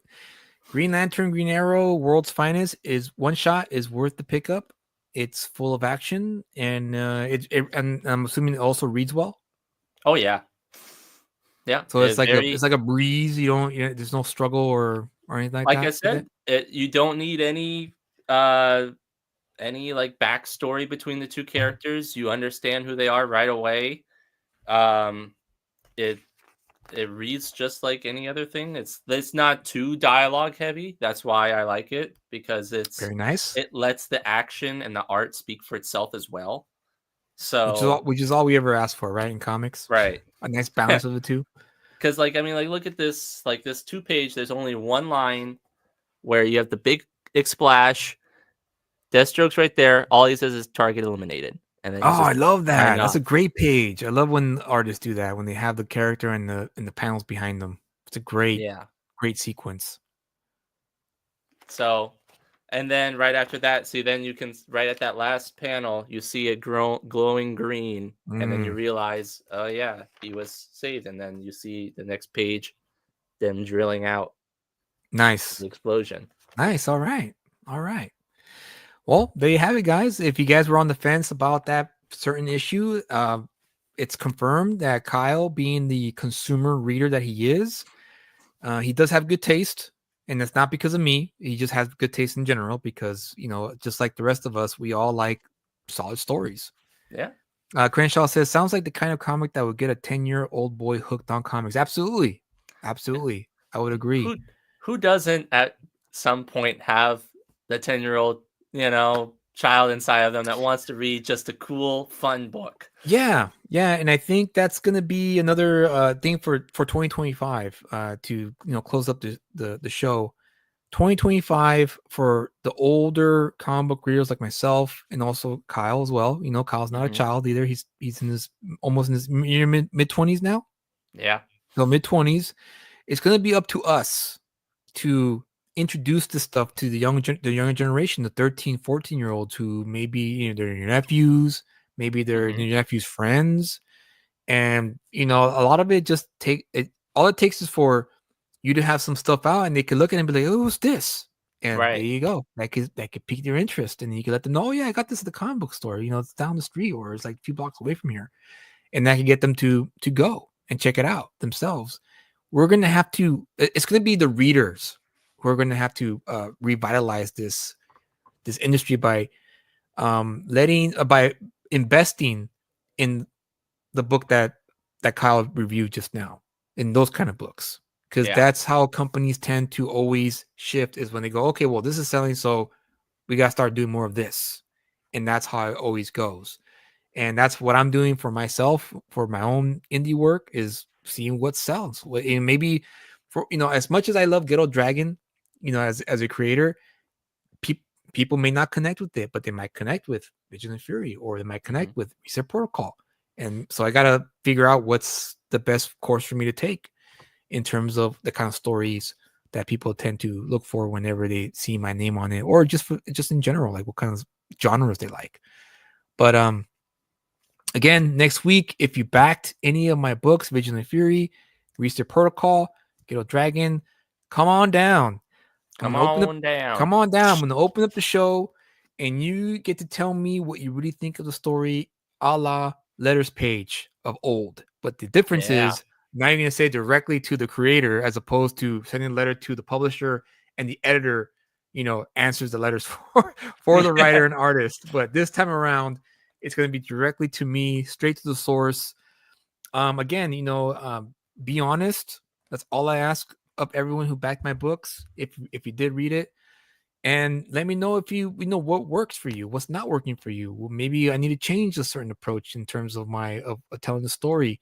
It's funny because like this past week, I was rereading Vigilant Fury just to kind of see, like, maybe I could find some things that I could do different in the next, you know, project that I'm going to be working with Gambino on, which, by the way, we're talking about the next project that we're going to work on together. And it hit me. I was like, you know, if I had started the story here, then it could have been a bit more effective. You know, not change the plot. I'm just talking about moments where I decided how to start the story off. And again, it's just one of those things where you can't help. It's gone. It's over. I can't be George Lucas and say, like, no, this is the special edition of the remastered special IMAX. Yeah, I really wanted, you know, giant monsters walking in the background on panel 4 on page 15. Yeah, I can't do that. Just add some AI monsters in there. So that's the great thing about comic books, is that it's out there, and you know, it's forever. It stays like that forever. And I'm happy that I'm part of it, because it is, in my opinion, the best medium to tell stories. And I hope to tell a whole lot more in the future for 2025. So With that said, Kyle, is there anything you would like to add before we call it a night? As I came up with that's another thing that happened in 2024. I came up with the catchphrase of to build those experiences, build your experiences. Make sure that you are out there building experiences with content creators, with people, with fellow community, and always read more comics. There you go. Can't say that better myself. So we'll see you on the next one, guys. Next week, be here. Let me know what you really think. I look forward to it. Good night and have a great weekend. Peace. Bye, guys.